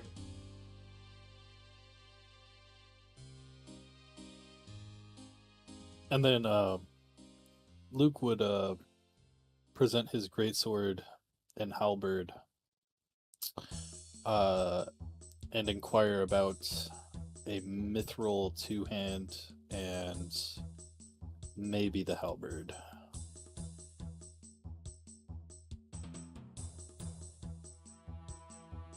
Alright, let me just check their stocks real quick.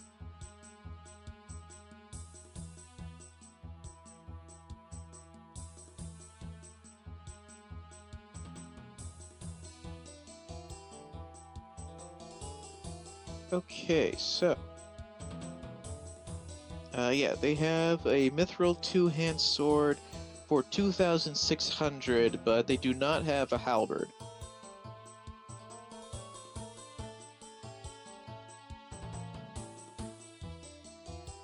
Already, and what could he get for the greatsword and halberd? Great sword. Sorry. Oh, yeah. Yeah, the regular great sword would get you 200, and the halberd would get you 150. Hey, Clyde, you could throw in your old short sword to pay Frank back a little bit for the new one. I mean, to play Luke back to the new one. Oh yeah. How much will that add? 100. Yeah, sure.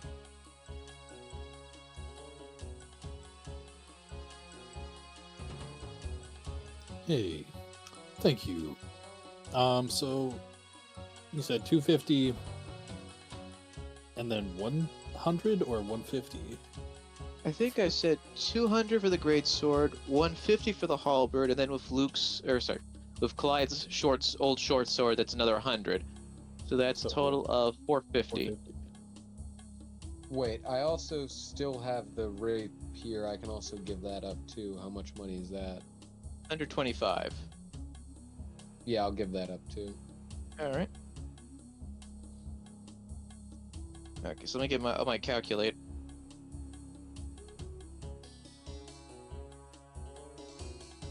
$575, I think.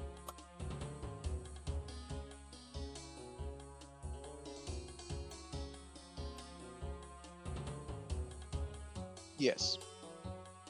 Alrighty, and you said it was 26 what? It was 2,600.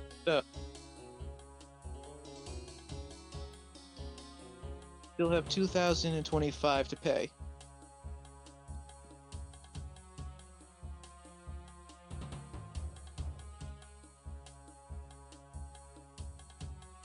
Yeah, he'll make that deal.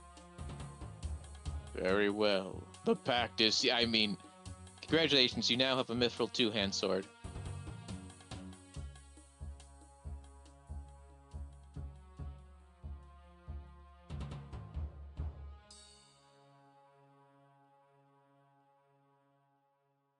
Sorry, adjusting inventory.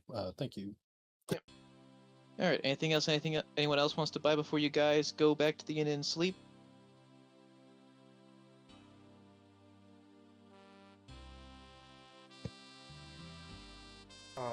No, I think Hobrock is good. She has what she needs. She has her weapon as well, so she's very happy with the improvement. Have you upgraded your weapon lately, Frank? I can't recall. I bought one in the Elven City.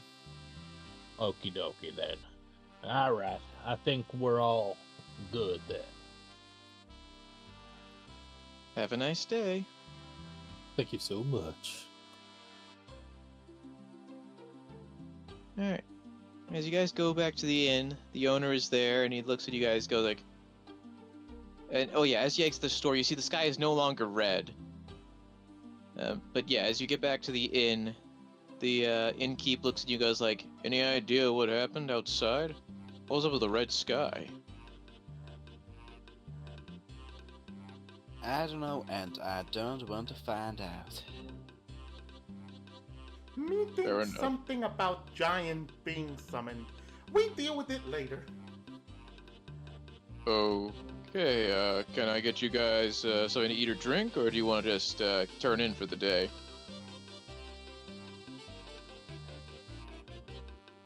Me get something to drink and then sleep. Me needs to have stomach filled. Alright then. Another round of lizard kicker? Yeah, I could use some as well. I was Alright. fighting horribly sober. Well, let's fix that then. 30 gold pieces, please. I I got it. chuck it down on the table. Alright. Per one drink? Well, I mean, the 30 gold pieces is for an entire round, so each of you get a drink. Oh yeah, okay, my bad. Yeah, no worries. Luke will put up another 30 for a second round. Very nice. And so you guys enjoy yourselves some drinks for the night, and we'll end it here for today. So, before we go, congratulations, another level up, Woohoo! because Hey, let's go. you've now completed Act 1. Of 317. Oh, no. 1,000. Oh, You We're underestimate- 1,000th of the way there. and that's just And- the epilogue. Yep.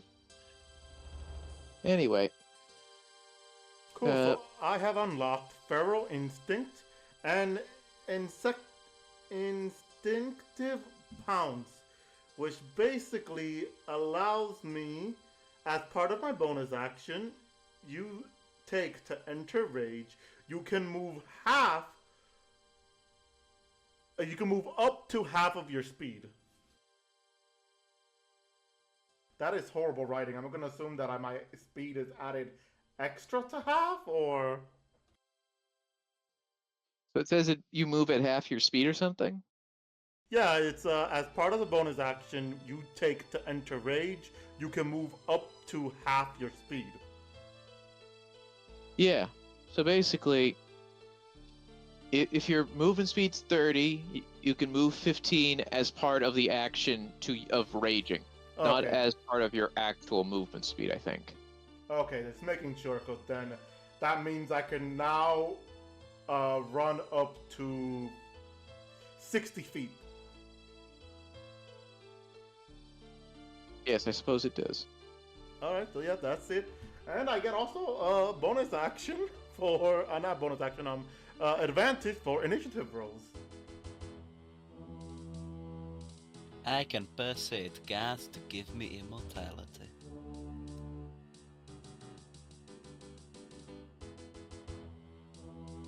Are we also taking a long rest? Oh yeah. So yeah, long rest as you guys. Apparently, somebody put down money for you to guys have a stay at the inn that day. Luke did. What's the? No, Yeah, no. what? Somebody else did before you got. Oh. Now it's that one guy again.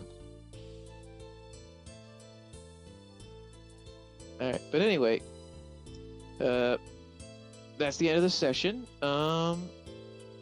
Thanks for coming, guys. Thanks for the Thank you. session, DM.